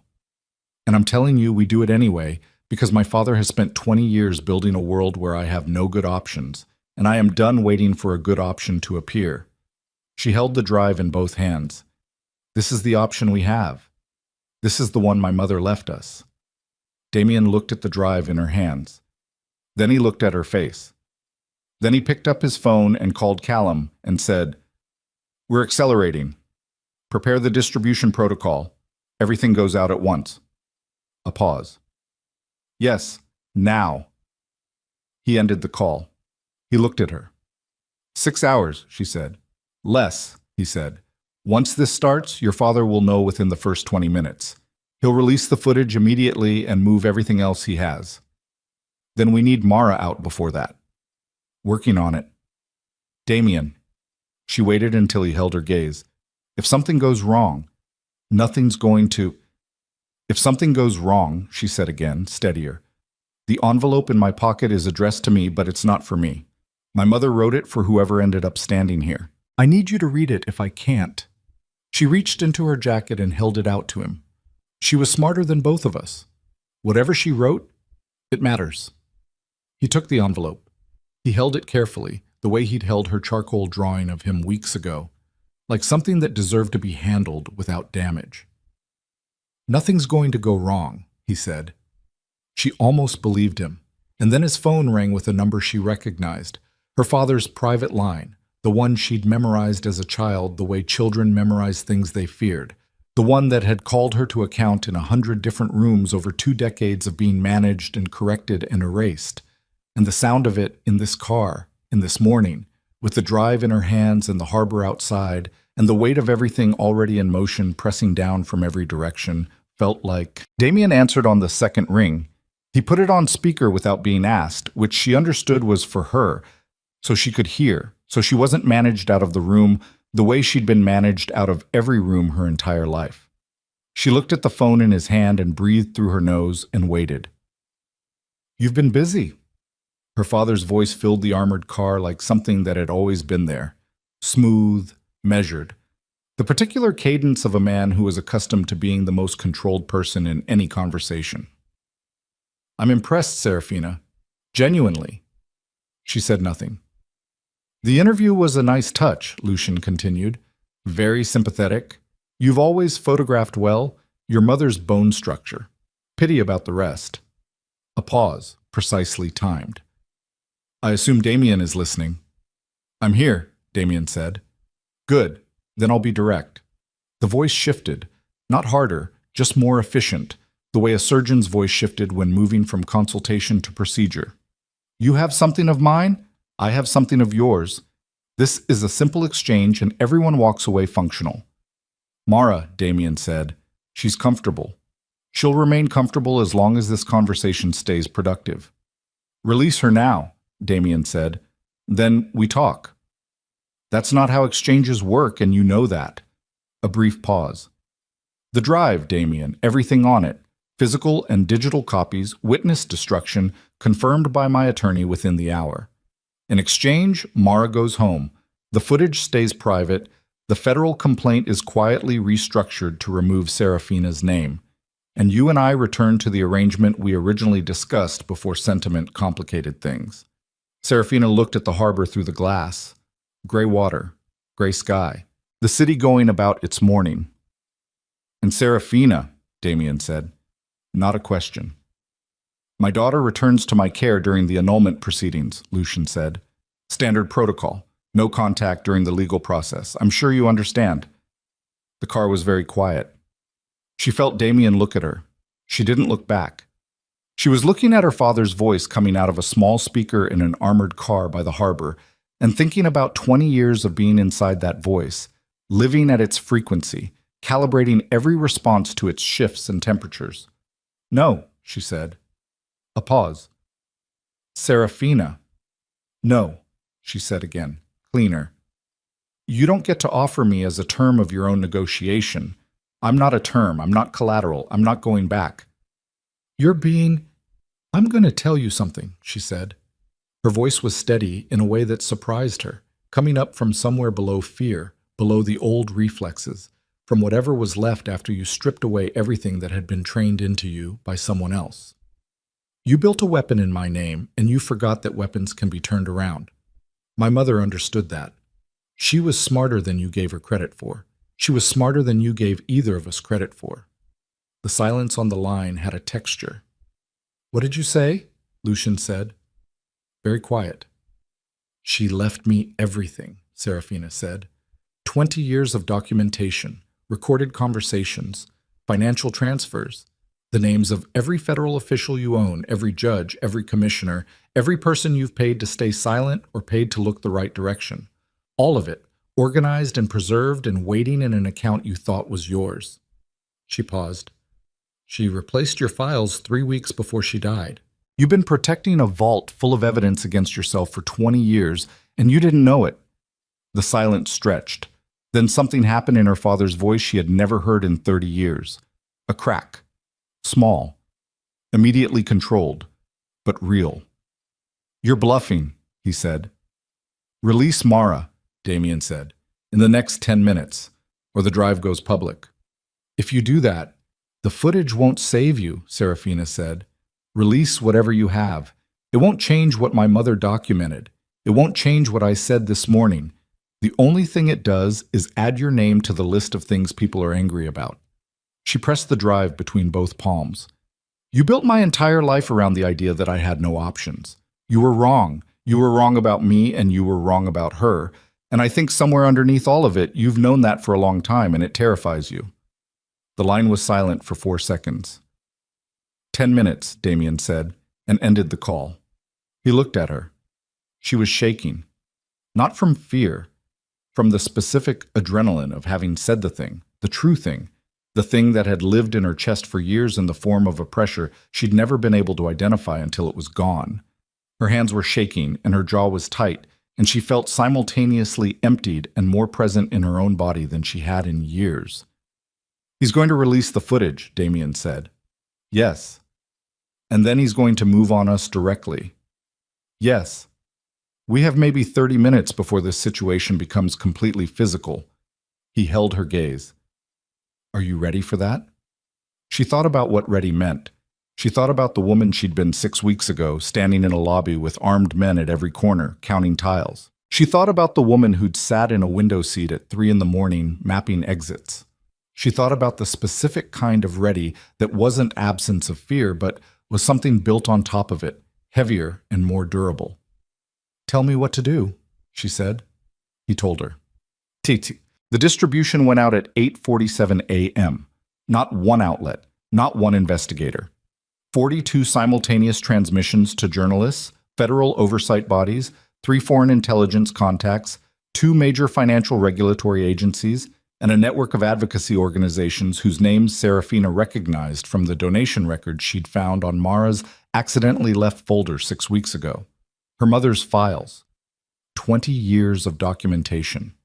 Released all at once, flooding every channel simultaneously, so that there was no single point of interception, no single receiver that Lucienne Vale could pressure or compromise or buy before the information was already too distributed to contain. She watched Callum run the transmission from a laptop in the back of the car. She watched the confirmation receipts come in. Green indicators, one after another, 42 of them in 90 seconds. And she held the empty drive case in her hands and breathed. It's out, Callum said. Damien's phone rang immediately. He didn't answer. He looked at the screen and then at Serafina and said, It starts now. And she nodded and the car began to move, awed. The footage hit at 9:03. She saw it on Callum's screen. Her father's communications team had pushed it to 3 major platforms simultaneously. A counterflood. The same tactic turned back. The clip was 40 seconds. Edited. Contextualized with a caption that described her as a willing participant in a meeting with a federal official, the implication layered and deliberate and exactly as damaging as she'd anticipated. She watched it once. She looked away. How bad? Damien said. Bad enough to create confusion, she said. Not bad enough to override 20 years of documented corruption if people actually read what my mother compiled. She paused. It depends on which story moves faster. Ours is already moving, Callum said. The financial records are getting picked up. Overseas first, 3 wire services. The domestic outlets are slower, but they're reading. How long before they commit? Damien said. An hour. Maybe less if the overseas pickup creates enough pressure. An hour. She looked at Damien. Mara, she said. His jaw tightened. Still working it. What does that mean? It means I have people on the location and I need 20 more minutes. We don't have 20... Serafina. His voice was flat and controlled and she heard the effort in the control. I know, 15 minutes. Let me work. She sat back. She watched the city through the armored glass and counted her own heartbeats and felt the morning moving around her with the particular velocity of things that had been set in motion and could no longer be redirected, only survived. Her phone buzzed. Unknown number. She answered. Ms. Vale? A woman's voice. Brisk, professional, carrying the specific weight of someone accustomed to being taken seriously. My name is Director Hargrove, Federal Oversight, Internal Affairs Division. I've been reviewing materials distributed in the last 11 minutes. A pause. I need to speak with you directly. Today. Serafina closed her eyes for 1 second. Where? She said. The meeting point was a federal building on the north side of the financial district. Hargrove's choice, neutral ground in the specific way that federal property was never fully neutral, but was at least not her father's. They were there in 12 minutes, which was faster than Serafina had expected, and she understood as they arrived that Damien had been moving toward this location before Hargrove called, which meant he'd known this was coming or had arranged it, and she filed that information without asking about it yet. Hargrove was 50-something, gray-haired, with the kind of face that had learned to give away nothing and had been practicing for decades. She met them in a conference room on the 3rd floor and looked at Serafina for a moment before looking at Damien and then back at Serafina. "I'll speak to Ms. Vale alone," she said. "No," Damien said. "Mr. Draven, she's my wife," Damien said. "Whatever she says to you, she says with counsel present. I'm the closest thing available on short notice." He pulled out the chair at the table and looked at it with the specific economy of a man who is not asking permission. "We can debate jurisdiction after, or we can use the next 50 minutes productively. Your choice." Hargrove looked at him for a moment. She sat down. Serafina sat across from her. Damien stood. The next 40 minutes were the most concentrated conversation of Serafina's life. She answered every question Hargrove asked with the same precision she'd brought to the recorded interview. Dates, names, account numbers, specific language from specific conversations overheard in specific rooms across 20 years of being considered furniture by a man who conducted his corruption in front of her because he'd never once thought she was paying attention. She had always been paying attention. She told Hargrove about the lead investigator, the one her father owned, the one who'd opened the investigation as a pre-built weapon. Hargrove's face moved almost imperceptibly when she said the name, which told her the name was already somewhere in the morning's paperwork. She told her about the fake federal agents in the deposit facility. She told her about the secondary file, the footage, and what it showed and what it didn't show and why it had been held for 5 years as insurance rather than deployed earlier. She told her about her mother. Hargrove was quiet for a long moment after that last part. "The proxy documentation," she said. "The account registration. We'll need to verify the chain of custody." "The originals are in the drive materials," Serafina said. "My mother's handwriting, dated, notarized by an attorney who retired to the coast 8 years ago and is presumably still available for verification." Hargrove looked at her carefully. "You've been preparing for this conversation," she said. "I've been preparing for this conversation my entire life," Serafina said. "I just didn't know it." Hargrove's phone buzzed on the table. She looked at it. Her expression shifted by a single degree. "The lead investigator on the Vale case is currently being placed on administrative suspension pending review," she said, reading from the screen. "That happened 11 minutes ago." She set the phone down. "Your materials moved faster than expected." "My mother was thorough," Serafina said. Hargrove almost smiled. It was the smallest possible version of a smile, but it was there. Damien's phone went off. He looked at the screen and something changed in his posture. A tightening, rapid and precise. The kind of physical shift she'd learned to read as incoming. "Excuse me," he said, and walked to the corner of the room, and she heard his voice drop to its lowest register and knew without hearing the words that something had happened. She kept her eyes on Hargrove. "What happens to the lead investigator's cases?" she said. "Reassigned," Hargrove said. "The federal complaint against you is likely to be reviewed and dismissed within 48 hours given the conflict of interest." She paused. "The complaint against Mr. Draven is more complex." "He's done things," Serafina said. "Yes. But the specific charges in the complaint were built to serve my father's interests, not to reflect accurate investigation." "That's what the review will determine," Hargrove said carefully. "I'm not asking you to absolve him," Serafina said. "I'm telling you the frame was corrupt from the beginning. Whatever he answers for, he should answer for on accurate terms." Hargrove looked at her with something that might have been respect. "Noted," she said. Damien came back to the table. His face was the controlled demolition again. The version she'd first seen the night she told him about her father. She knew what it meant now. She knew the specific architecture of rage that lived inside that stillness. "Mar," she said. Not a question. "She's out," he said. "She's safe." A pause. "But your father has moved." "Where?" "The Winter Palace." He said it without inflection. He took the private convoy an hour ago. He has 12 people with him. Another pause, harder. And Evelyn. The name landed in the room like a dropped weight. Evelyn, her half-sister. 18 years old, quiet and careful in the specific way of people who had grown up in proximity to Lucy Vale and learned early that the safest posture was invisible.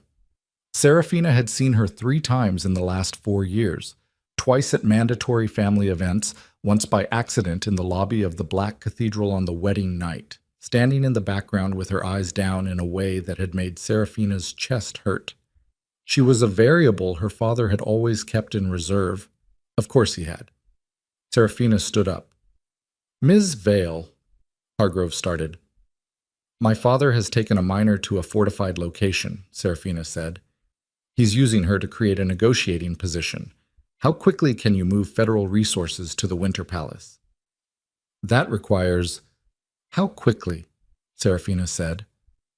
Hargrove looked at her for a moment. Then she picked up her phone. The Winter Palace was 40 minutes north of the city, an estate that had been a government building once, decommissioned and sold to a holding company 3 years ago, converted at significant expense into something that looked like a country retreat from the outside and was a fortified position from the inside. Serafina had never been there. She knew it from the financial records, from a line item in her father's portfolio that had always seemed disproportionate for what was described as a seasonal property. She knew now what it had been built for. The convoy north was 3 vehicles. Damien's armored car, 2 more behind it carrying people whose names she still didn't know and had stopped needing to. The sky had gone the color of iron. December light, thin and directional, stripping the landscape of anything soft. She sat in the back seat with the empty drive case in her hands and thought about Evelyn. 18. The same age Serafina had been when she'd first tried to leave and been brought back and learned in the most concrete possible terms what leaving cost. She thought about what Evelyn was via in that building right now, what she understood about her situation, what she'd been told, whether she was afraid. She was definitely afraid. "How many on the inside?" Serafina said. 12 confirmed, Damien said. "Possibly more. The building has 3 underground levels, and we don't have full schematics." Exits. 4 main, 6 service. 2 that aren't on any public record but are in the original construction documents, which my people pulled 20 minutes ago. "He'll have people on all of them." "Yes. And he'll have the phone," she said. "He'll call. He'll want to negotiate." "He's already called twice," Damien said. "I haven't answered." She looked at him. "Don't," she said. "Not until we're at the gate. The longer he waits, the less controlled he is. He needs to feel like he has options. Negotiation is how he stays regulated. Take that away, and he makes mistakes." Damien looked at her. "You know him very well," he said. "I had a very long time to study him," she said. The convoy turned off the main road. Trees on both sides, bare of leaves, the branches making a skeletal architecture against the gray sky. She could see the roofline of the estate in the distance.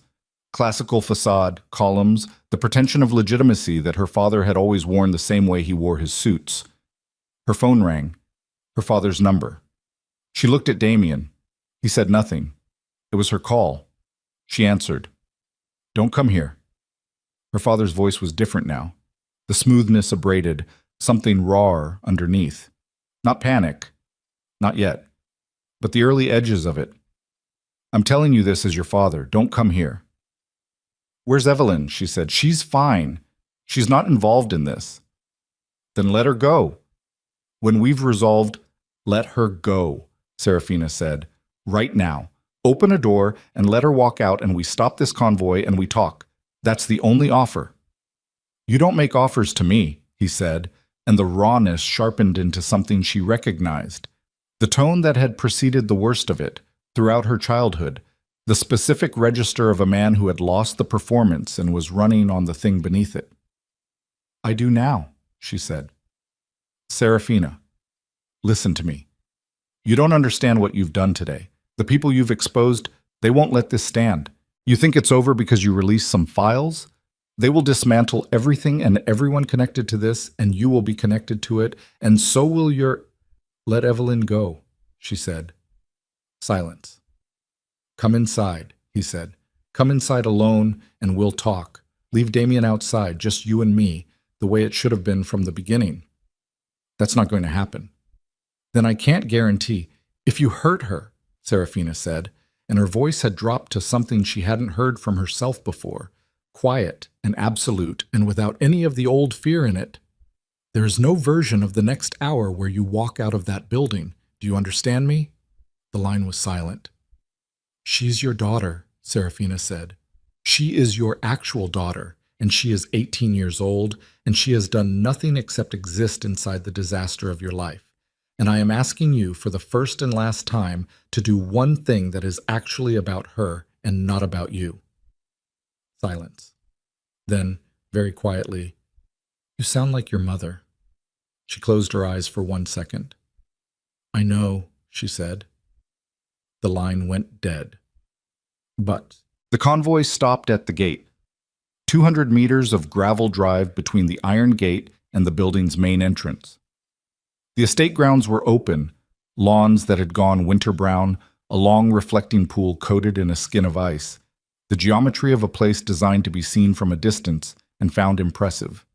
Nothing moved on the grounds, no one at the gate, no visible security on the approach, which was wrong. He's pulled them inside, Damien said. He's consolidating, she said. He knows federal units are coming. He's reducing his perimeter and going to ground, which means he's not planning to negotiate. No, she said. He's planning to survive until he can reshape the narrative. He needs time. She looked at the building. He doesn't have it. The federal oversight team is 40 minutes behind us. Whatever happens, it happens before they arrive. Damien turned to look at her fully. You need to stay in this car, he said. No. Serafina, Evelyn is in there, she said. I'm the only person in that building he'll hesitate to hurt. Every other person you send through that door is a threat he can justify. I'm a problem. She held his gaze. I'm the one variable in his plan that he didn't fully account for. Use it. His jaw was tight. She could see the exact dimensions of the argument he wasn't making, the fear he wasn't performing but was carrying, the specific cost of what he was considering allowing, because she was right and they both knew it. If anything happens to you, he said. I know, she said. I need you to know that I... He stopped. She put her hand over his. I know, she said again. Softer. He pressed his hand over hers once. Hard. Brief. Then he looked at the building. You go in the east service entrance, he said. My people have it clear. Mira goes with you. She stays on you. You don't separate under any circumstances. He looked back at her. Your job is Evelyn. Find her and get her to an outside wall. I'll do the rest. What is the rest? She said. He looked at her steadily. Everything I should have done the night you told me. The east service entrance was a steel door behind a utility structure on the building's north face. Mira, one of Damien's mid-30s, economical in everything, had it open before Serafina fully reached it. Inside, a service corridor, concrete walls, fluorescent lighting, the institutional smell of a building that had once been government property and still carried that particular institutional emptiness in its bones. They moved fast. Mira in front, hand at her hip, eyes moving. Serafina behind, one hand on the wall, memorizing the layout as they went. Left turn, right turn, a fire door, another corridor, the sound of the building's ventilation system underneath everything like a held breath. The building was not silent. She could hear movement above them, footsteps, more than one person, the specific rhythm of people taking positions. Her father's 12, maybe more. And then a sound she knew, a voice, one floor up. Her father's, the operational register, giving directions she couldn't fully hear. And under it, quieter, the sound of someone crying, quickly controlled. Evelyn? Serafina touched Mira's shoulder and pointed up. Mira nodded. They found the stairs. The second floor was a wide corridor with tall windows on one side overlooking the frozen reflecting pool and a series of closed doors on the other. 3 of her father's men were visible at the far end, positioned, watching the main approach through the windows. Their backs were to the corridor. Mira assessed the geometry. She looked at Serafina. Serafina pointed at the third door from the left. She didn't know. She was going on something that wasn't knowledge. A resonance, a read, the accumulated sensory data of 30 years of being inside her father's logic and knowing how he organized space, knowing he'd put Evelyn somewhere visible to himself but contained, somewhere he could check on her without crossing open ground. Mira went first. The door was unlocked. Evelyn was inside, seated on the floor against the far wall, knees pulled up, one of her father's men standing near the window with his back mostly to the room. She was 18 and she looked younger, her face showing the particular emptiness of someone who had gone somewhere internal while they waited to understand whether they were going to be okay. Serafina had lived in that face. The man at the window turned. Mira moved. Serafina crossed the room in 4 steps and crouched in front of Evelyn and put both hands on her face and said, "Look at me. I'm here. You're going to be fine." And Evelyn looked at her with those eyes that carried some version of the same thing Serafina had always seen in her own mirror. The watchfulness, the endurance, the specific form of survival that their father had inadvertently taught them both. And she grabbed Serafina's wrists and held on. "Come on," Serafina said. "Right now. We're going." They were 3 steps from the door when the gunfire started. Not nearby. Below them, the main floor, the sound traveling up through the walls, the particular acoustic of a large space absorbing impact, multiple exchanges, fast and decisive. Damien's people coming through the front. Her father's men on the second floor moved toward the stairs. Mira pulled the door shut. "Other exit," she said. "Now." They ran. The service corridor connected to a secondary staircase at the building's west face. She'd seen it on the ground floor and mapped it without knowing she'd need it and was using it now on reflex. Evelyn was fast, faster than she'd expected, running without hesitation, without the paralysis that fear sometimes produced, running with the focused efficiency of someone who had made a decision and was committed to its physical execution. They hit the west staircase and went down. Behind them, above them, the second floor erupted. She heard her father's voice. Not words, just the sound of it, raised in a way she'd heard exactly twice in her life, both times in the aftermath of something irreversible. The voice of a man whose plan was collapsing around him in real time. They hit the ground floor. The west exit was a fire door with a push bar. Mira hit it without slowing, and cold air came in like a wall, and they were outside on the building's west face, the frozen grass crunching under their feet, the sky enormous and gray above the tree line. Serafina grabbed Evelyn's hand. They ran across the open ground toward the tree line.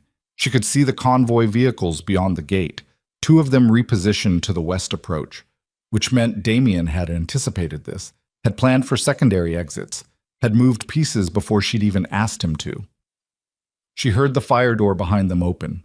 She didn't look back. She heard Mira say something sharp, and then heard a single shot, and then silence, and she kept running with Evelyn's hand in hers, and the frozen ground under her feet, and the cold air burning her lungs, and the gate getting closer, and the vehicle getting closer, and the side door opening before they reached it, because whoever was driving had been watching for them.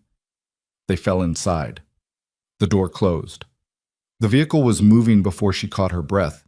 She looked at Evelyn. Evelyn was breathing hard, eyes wide, still in the somewhere internal place but starting to come back from it, blinking at the interior of the vehicle and at Serafina and at the impossible fact of being outside. "Are you hurt?" Serafina said. "No." A pause. "No, I'm okay." Her voice was very young. "Is it over?" Serafina looked out the window at the Winter Palace. The main entrance had multiple vehicles in front of it now. Damien's, and behind them, just arriving, the federal units, 3 black SUVs moving fast up the gravel drive. The authority she'd set in motion that morning finally arriving at the location where it was needed. Not over. "Almost," she said. Her phone buzzed. "Damien?" She answered. "Where are you?" he said. "West vehicle. Evelyn's with me. She's okay." She pressed her hand against the window glass, cold under her palm. "Where are you?" "Inside," he said. "How bad?" A pause. "Your father is in the main hall," he said. "He has 2 men left. The federal team is at the front entrance. Another pause. He wants to talk to you. The vehicle had stopped. She looked at Eveline. Stay here, she said. Serafina, Mira stays with you. You do not get out of this vehicle. She held Eveline's gaze. I need you to trust me for 10 more minutes. Eveline looked at her with those careful, watchful eyes. Okay, she said. Serafina got out of the vehicle. The cold hit her immediately. December air, still and sharp, carrying the smell of the frozen ground and something underneath it, something acrid and spent from the interior of the building. She walked toward the main entrance. The federal agents at the door looked at her and then looked at their comms and then stepped aside, which meant Hargrove had called ahead, which meant someone was managing this at a level above the immediate chaos. She walked through the main doors of the Winter Palace and into the entry hall. The hall was enormous. Marble floors, high ceilings, the architectural pretension of a building that had once housed government ambition. There were 2 of Damien's men at the far end. One of her father's men was on the floor. Not dead, she thought, just down. Another doorway opened to the left into what had been a ballroom, and that was where the voices were, and she walked toward it. She stopped in the doorway. Damien was in the center of the ballroom. Her father was 20 feet from him. Between them, the specific geometry of 2 people who had run out of intermediaries. Her father looked smaller than she'd ever seen him. Not physically. He was still the same dimensions, still the navy suit, still the cultivated bearing of a man who had spent decades performing authority. But something had gone out of the performance. The frame had dropped, or cracked, or simply become too expensive to maintain while his operation collapsed around him floor by floor. He had a gun. His hand was steady. She'd give him that. Whatever was happening in his face, his hand was steady, which told her what kind of man he was at the bottom of everything. Not the kind who shook when it came down to it, not the kind who fell apart when consequences arrived. The kind who held on. The kind who fought for position until the position was definitively, physically, permanently gone. Damien was looking at him with the gray eyes and the stillness. Neither of them had looked at the doorway yet. She stepped inside. Her father saw her first. Something moved in his face, complex and layered, and she was close enough to read it, close enough to see the parts of it. The anger, the calculation, the grief, which surprised her, genuine and suppressed, which she filed without letting it destabilize her. And underneath all of it, the fear. Not of Damien, of her, of what she knew and what she'd done and what she would continue to do because she was still standing, still here, still the person he had spent 30 years trying to manage into silence. Put it down, she said, her voice in the enormous room, steady, strange to her own ears in its steadiness. Her father looked at her. I gave you everything, he said. She looked at him. You gave me nothing, she said. You built a version of me that was useful to you. That's not the same thing. I protected you. From what? She said. From what did you protect me? From the world outside your house while destroying me inside it? From every person who might have actually... She stopped. Breathed. Put the gun down. It's done. The files are out. The investigation is reassigned. Hargrove's team is at your door. There is no version of the next 10 minutes where this gun helps you. He looked at Damien. You turned her against me, he said. No, Damien said. You did that yourself. I just stopped being in the way. Her father's hand tightened on the gun. She saw it. She saw what was coming before it came. That particular quality of a person arriving at the end of their options and choosing the only form of control remaining. She saw it in the angle of his wrist and the shift of his weight and the way his eyes moved past Damien to the middle distance of a man making a calculation that had already resolved. Don't, she said. He looked at her. I'm your father, he said, like it was an argument, like it had ever meant what it was supposed to mean. I know, she said. His hand moved, and Serafina slammed her forearm into Damien's shoulder, throwing herself between them, because her father's gun was moving toward Damien, and every calculation in her body resolved to the same answer simultaneously. Not strategic, not planned, just the most fundamental physics of what she had become over 6 weeks in the Black Cathedral, the irreducible fact of what she would and would not allow to be taken from her. The shot went wide. Damien caught her before she lost her footing. Her father stood with the gun still raised, breathing hard, looking at his daughter standing in front of the man he'd intended to kill, and whatever he saw in her face seemed to finally, definitively, complete something. His arm lowered. Not from defeat, exactly. From recognition. The federal agents came through the ballroom doorway at a controlled run. Hargrove was behind them, and Serafina registered the sound of it all.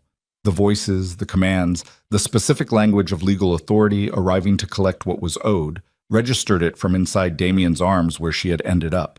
His hands on her arms, making sure she was standing, making sure she was real, making sure she was still. Damien's hands were still on her arms. She could feel his heartbeat where her back pressed against his chest. Fast, not yet settled. The biology of a man who had just watched someone step in front of a bullet meant for him and was still processing what that meant. His grip was careful, the way it was always careful, the way she'd learned to read his hands as a separate language from everything else about him. A language that had no deception in it, that said only what it meant. The federal agents moved past them into the ballroom. Her father was on his knees on the marble floor, not forced down. He had lowered himself, which was different and worse in some way she couldn't fully articulate. Voluntary surrender had a specific quality, a deliberateness that felt more final than being taken down. He was on his knees with his wrists held out and his gun on the floor 3 feet away, and his face doing something she had never seen it do in 30 years of studying it for survival. He was looking at her. Not at Hargrove, not at the agents, at Serafina. And the look was not anger, not calculation, not the performance of a man managing his presentation under duress. It was the stripped look of someone who had lost not just the battle, but the internal structure that had made the battle feel worth fighting, and what was left underneath was old and unresolved and deeply, irrevocably too late. She looked back at him. She didn't move toward him. She didn't speak. She stood inside the careful weight of Damien's hands and looked at her father on the marble floor of a building he'd fortified against consequences that had arrived anyway, and she let herself feel the full dimensions of it without flinching. The grief that wasn't grief exactly, the anger that had burned so long it had become something quieter and more permanent, the specific sorrow of a child who had spent 30 years waiting for a parent to become something other than what they were. He never had. He was still that person, even now, even here. The agents cuffed him. He didn't resist. As they walked him toward the doorway, he turned his head once, not the whole body, just the head. That precise, controlled movement she'd watched from the other end of 100 dinner tables, and looked at her one final time. She didn't look away. She let him see her standing there, upright, present, still. He disappeared through the doorway, and the sound of his footsteps receded across marble, and then the building swallowed him, and she stood in the cold ballroom air and breathed. Damien's hands released her arms slowly. She turned around. He was looking at her face with the thorough attention she'd learned to stop flinching from, and she could see him doing the same thing she was doing, taking inventory, checking the structural integrity of the person standing in front of him after everything that had just happened. "You stepped in front of it," he said. "Yes." "Don't ever—" "I know," she said. "Serafina." "I know." She met his eyes. "I know. I'm telling you I know, and I'm telling you I would do it again. And I understand that's not what you want to hear, but it's the true thing, so that's what I'm giving you." He looked at her for a long moment. Then he put one hand against the side of her face, the same gesture as before, in the armored car, the one that didn't have ownership in it, and she felt her jaw loosen under it, felt the tight architecture of the last 6 hours begin the very first stage of unwinding. "Let's get out of this building," he said. Evelyn was still in the vehicle when they came out.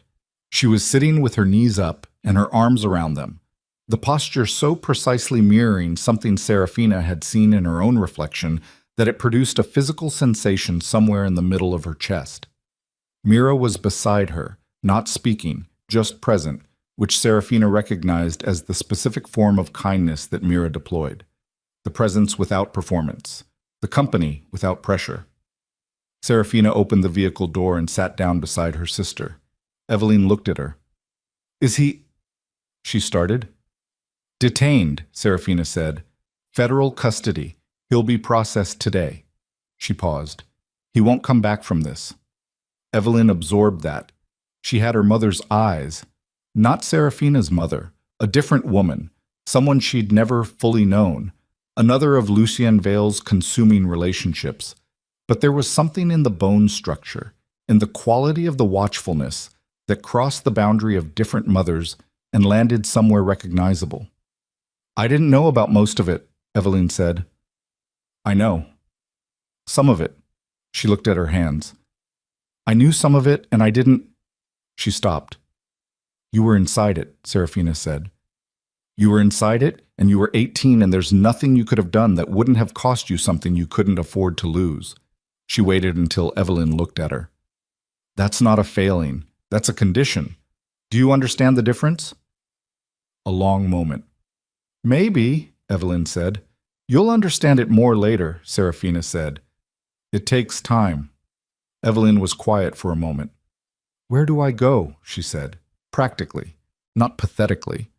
Practically, the voice of someone who was taking stock and making plans, which Serafina found more hopeful than tears would have been. You come with me, Serafina said. For now. And then we figure out the rest together. She paused. You don't have to figure anything out today. Evelyn looked at her. You're not what I expected, she said. What did you expect? I don't know. Someone more... She gestured vaguely. Finished. Like you had it handled. Serafina almost laughed. The sound that came out was smaller than a laugh, but it was in the same family. I don't have it handled, she said. I just kept moving. Evelyn looked out the window at the Winter Palace. The federal vehicles, the agents moving in and out, the systematic dismantling of her father's last position. Okay, she said. Just that. Okay. Deeds. Hargrove found Serafina outside the vehicle an hour later. The federal operation had settled into its procedural phase. The organized collection of evidence, the securing of the building, the particular bureaucratic rhythm of consequence being administered. The chaos had a shape now. It was still large, but it was contained, and contained chaos was something Serafina knew how to exist beside. The complaint is suspended, Hargrove said. She had a tablet in one hand and the same composed face she'd worn through the conference room meeting. Professional, genuinely precise, the face of someone who had seen enough to stop being surprised but retained the ability to engage. Both complaints, Serafina said. It was not quite a question. The one against you, yes, effective immediately. Hargrove paused. The one against your husband is more complex. He is not a clean individual. No, Serafina agreed. The investigation into his organization will continue, Hargrove said, under legitimate management, not under compromised oversight. Whatever that process produces, it will produce on honest terms. That's all I asked for. I know. Hargrove looked at her carefully. What your mother built, the documentation, it's significant.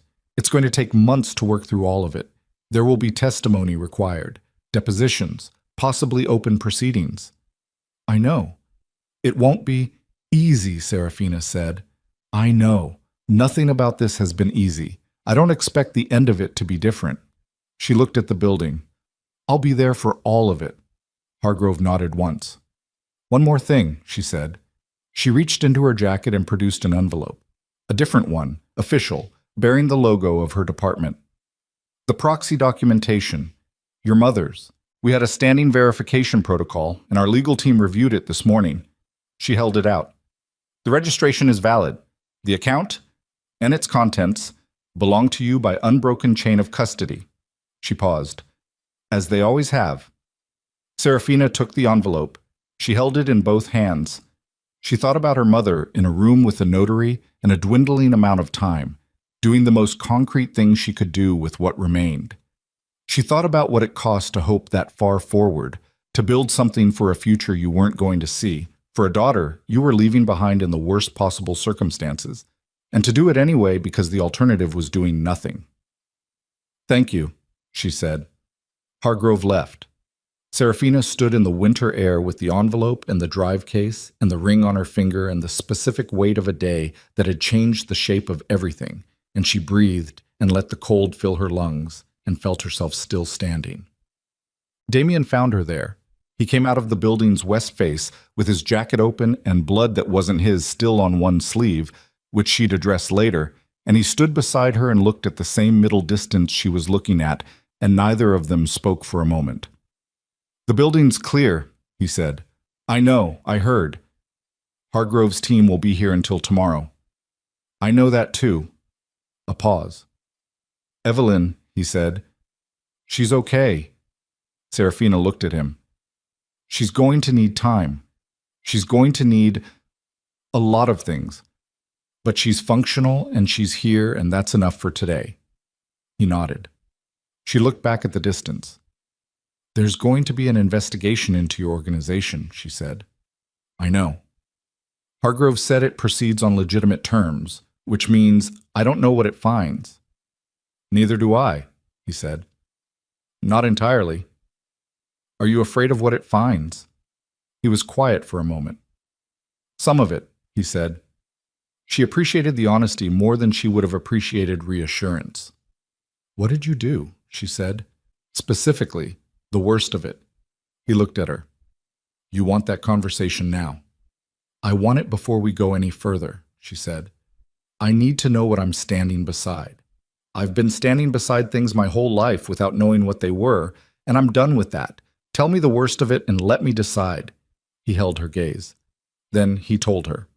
Not all of it. She understood there was a volume to it that couldn't be rendered in a single conversation on a winter lawn, and she wasn't asking for that. She was asking for the shape of it, the nature, the category of what he had done and chosen and been responsible for, and he gave her that with the same flatness he brought to everything. No performance of guilt, no performance of pride, just the honest inventory of a man who had built a certain kind of life and knew exactly what it had cost. She listened. She didn't flinch. She didn't look away. When he finished, the winter air sat between them for a long moment. "You funded the shelters," she said. "Yes." "The same money?" "Yes." "Is that how you managed it?" she said. Not an accusation. A genuine question about the internal architecture of a person who had done the things he'd done and remained the person she'd come to know. "Partially," he said. "The other part is—" He stopped. "I don't have a clean answer for how I managed it. I have the answer I told myself, which worked for a long time, and I have what you've complicated that answer into, which doesn't work as simply anymore." "What did I complicate it into?" He looked at her. "The awareness," he said, "that the accounting doesn't actually balance, that you can't fund enough shelters to neutralize enough harm, that at some point the ledger is what the ledger is, and you have to decide what you're going to do next rather than how to justify what came before." She looked at him for a long time. "What are you going to do next?" she said. He held her gaze. "Whatever you'll let me," he said. Quiet, stripped, the most unguarded thing she'd heard from him. She looked at the Winter Palace, at the federal vehicles, at the procedural machinery of accountability doing its slow, imperfect, essential work. "I'm not a redemption story," she said. "I'm not here to save you or transform you or give your violence a purpose. If you do better, it's because you chose it, not because of me." "I know." "And I'm not finished being angry," she said, "about my father, about what was done to me, about a lot of things. That anger doesn't go away because the man responsible is in handcuffs." "I know that too. And there will be things in the investigation." "Serafina," he said her name quietly. "I know, all of it. I'm not asking you to resolve anything today." He paused. "I'm just asking if you're still here." She looked at him. "I'm still here," she said. They drove back to the city as the afternoon light went flat and gray, and the trees along the highway stood bare against a sky the color of old silver. Evelyn slept in the back seat. Actually slept, not the strategic unconsciousness of someone performing rest, but real sleep, the sudden total drop of a body that had been running on adrenaline for hours and had finally been given permission to stop. She leaned against the window with her mouth slightly open and her hands loose in her lap, and she looked, for the first time since Serafina had seen her, like her actual age. Serafina watched her for a moment. Then she took out the envelope her mother had left. She'd been carrying it for hours, against her ribs in the vault, in her jacket pocket through the drive in the Federal Building and the Winter Palace. She'd taken it out once, in the armored car, and handed it to Damien, and he'd held it carefully for the duration of that particular crisis, and handed it back when she'd asked. It was lighter than it should have been for something this heavy. She opened it. Inside was a single sheet of paper, folded in thirds. Her mother's handwriting, the careful left-leaning script she'd been trying to preserve in memory for 20 years and finding it blur at the edges the way memories did. It was dated 3 weeks before Eleanor Vale's death. The paper was ivory, slightly yellowed at the corners, the pen marks still dark. Serafina, I don't know when you'll read this or who will be with you when you do. I don't know what kind of woman you've become. I think I know the shape of it. You were always clearer than you knew, always watching with more intelligence than anyone gave you credit for. I'm sorry I couldn't protect that. What I'm leaving you is what I spent the last months building because I couldn't find another way to help you. I don't know if it will be enough. I hope it is. I hope you found a way to use it, and I hope you're reading this on the other side of something rather than in the middle of it. The most important thing I want to tell you is this. What he did to you was not your inheritance. The damage is real, but it is not the truth of you. The truth of you is the person who survived it. Those are not the same thing, and it matters that you understand the difference. I failed you in specific ways I can't undo. I stayed when I should have left. I told myself I was protecting you, and I was protecting myself, and I knew the difference, and chose to look away from it.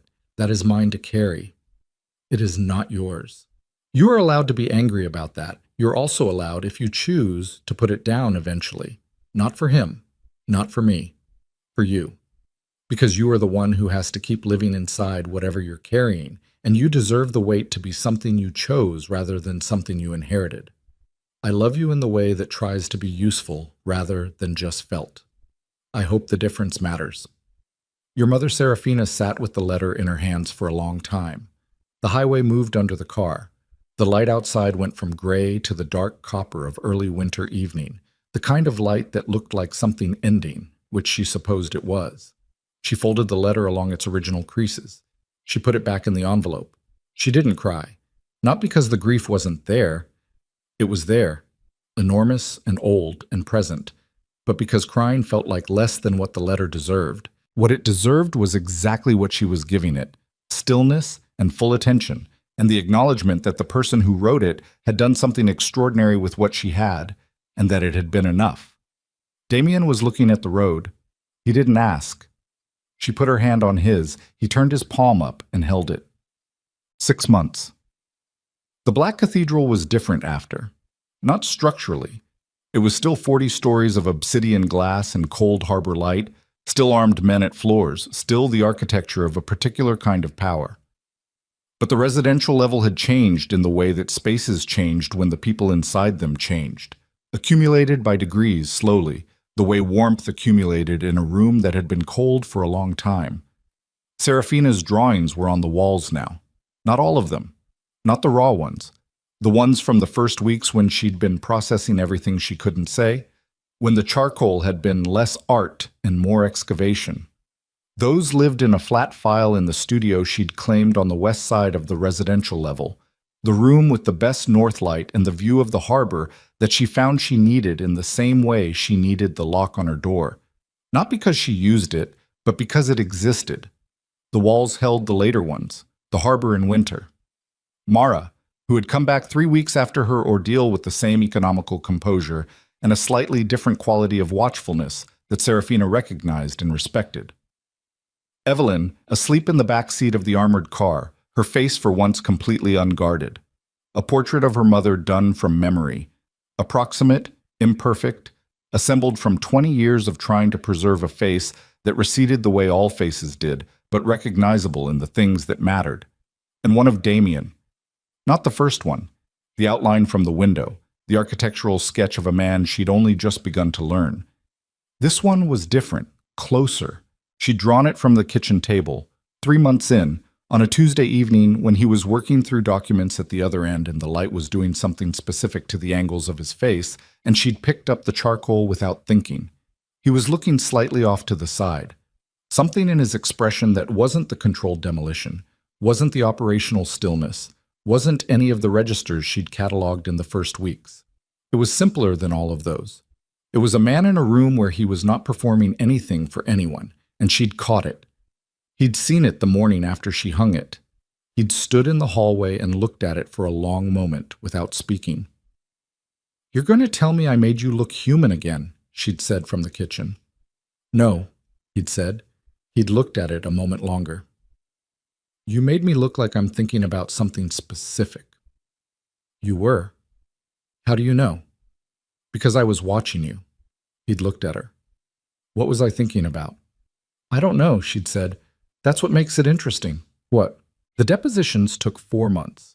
17 sessions across 2 federal investigations, the corruption case built on her mother's documentation, and the separate inquiry into the organized crime network that had been operating under compromised federal protection for a decade. She attended everyone.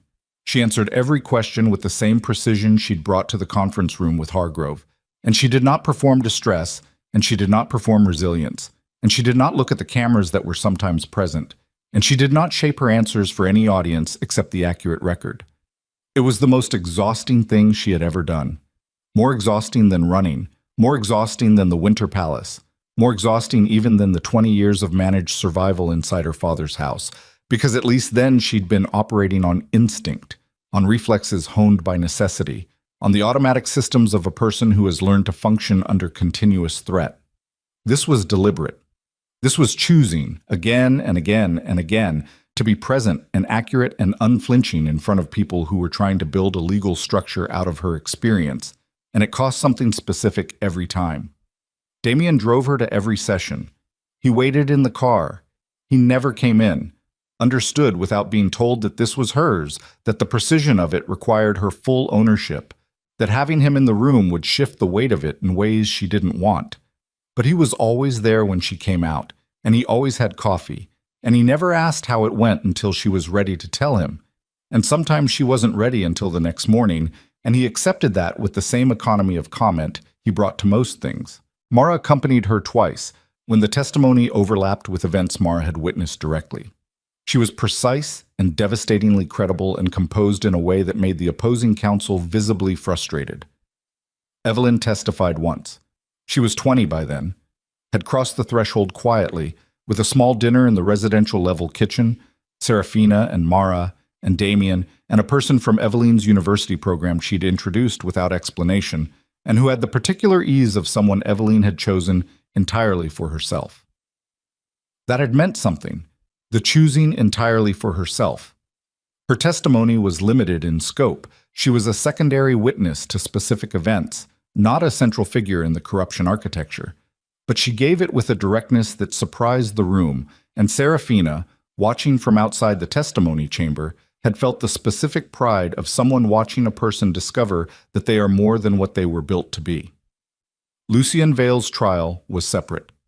She testified at his trial. She had known she would. She had prepared for it with the same thoroughness she brought to everything now, which was something that had happened gradually without her noticing. The shift from survival thoroughness to choice thoroughness, from the meticulous attention of someone managing threats to the meticulous attention of someone who had decided their own life was worth building carefully. She took the stand. She looked at her father. He was in a gray suit. His attorney had clearly counseled the gray suit as something warmer, less severe than navy, an attempt at visual humanization. He sat with the same composed bearing he'd always had, but the frame had been gone since the marble floor of the Winter Palace, and what remained without it was something smaller and more ordinary than the figure she'd grown up measuring herself against. Just a man, capable of tremendous damage, responsible for specific harm, sitting in a courtroom in a gray suit waiting for his daughter to speak. She spoke for 3 hours. She said every true thing. She did not editorialize. She did not perform. She did not shape her account toward any desired outcome except accuracy, because accuracy was the thing her mother had spent her last months building, and it was the thing Serafina had carried for 6 months through depositions and testimony and the specific exhausting work of refusing to let it be simplified. And she was not going to undermine it now with anything that wasn't entirely, verifiably true. When the opposing counsel asked her, on cross-examination, Whether she believed her father had acted out of anything other than malicious intent, she was quiet for a moment. The courtroom waited. She thought about the crack in his voice on the phone, the look on his face in the ballroom, the specific grief she'd seen there. Real grief. Genuine. Buried under everything else but present. He's capable of feeling things, she said. I believe that. I believe some of what he did was motivated by fear rather than solely by calculation. She paused. I don't believe that changes what he did. I believe those things can be true simultaneously. That he was afraid and he was calculating and he caused real harm, and those are all the same person. I'm not here to determine which one is most true. I'm here to tell you what happened. The courtroom was quiet. The opposing counsel looked at his notes. He had no follow-up.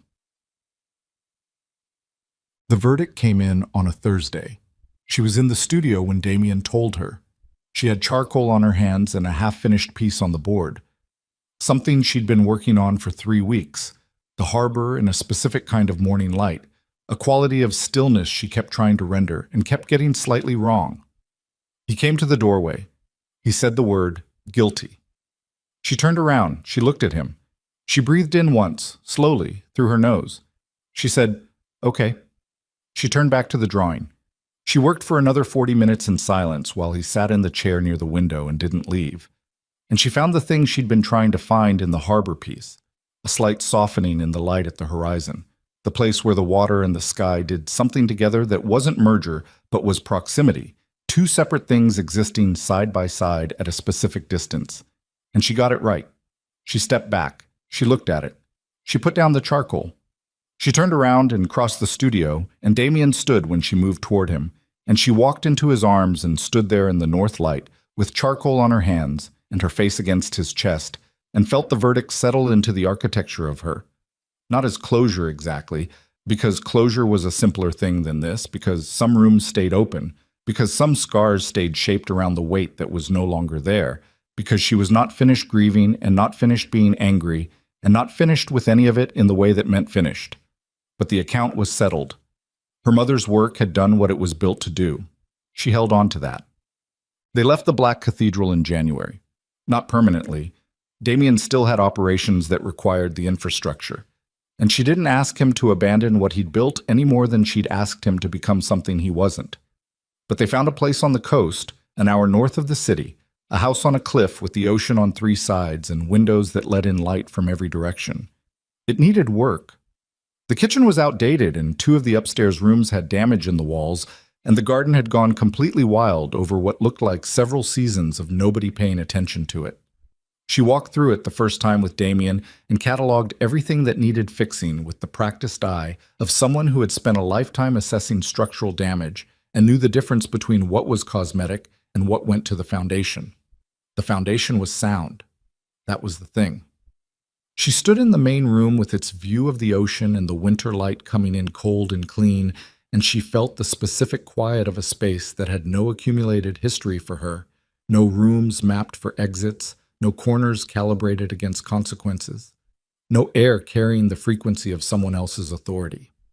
Just space, empty and available and hers to fill.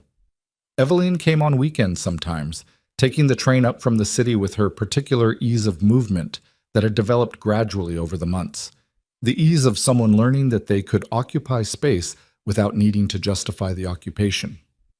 She and Serafina were not close in the way that shared childhoods produced closeness. They were something else, 2 people with the same originating damage building toward each other from different directions, finding that the damage overlapped in useful ways, that they recognized in each other the specific fluency of survivors.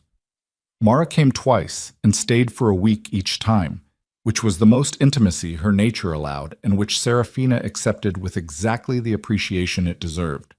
Callum sent a plant, which they put in the south window and which neither of them killed for the remainder of the winter, which felt like a reasonable omen. On a night in late February, Serafina sat at the work table in the room she'd claimed for the studio, smaller than the one in the Black Cathedral, better light, and opened the flat file.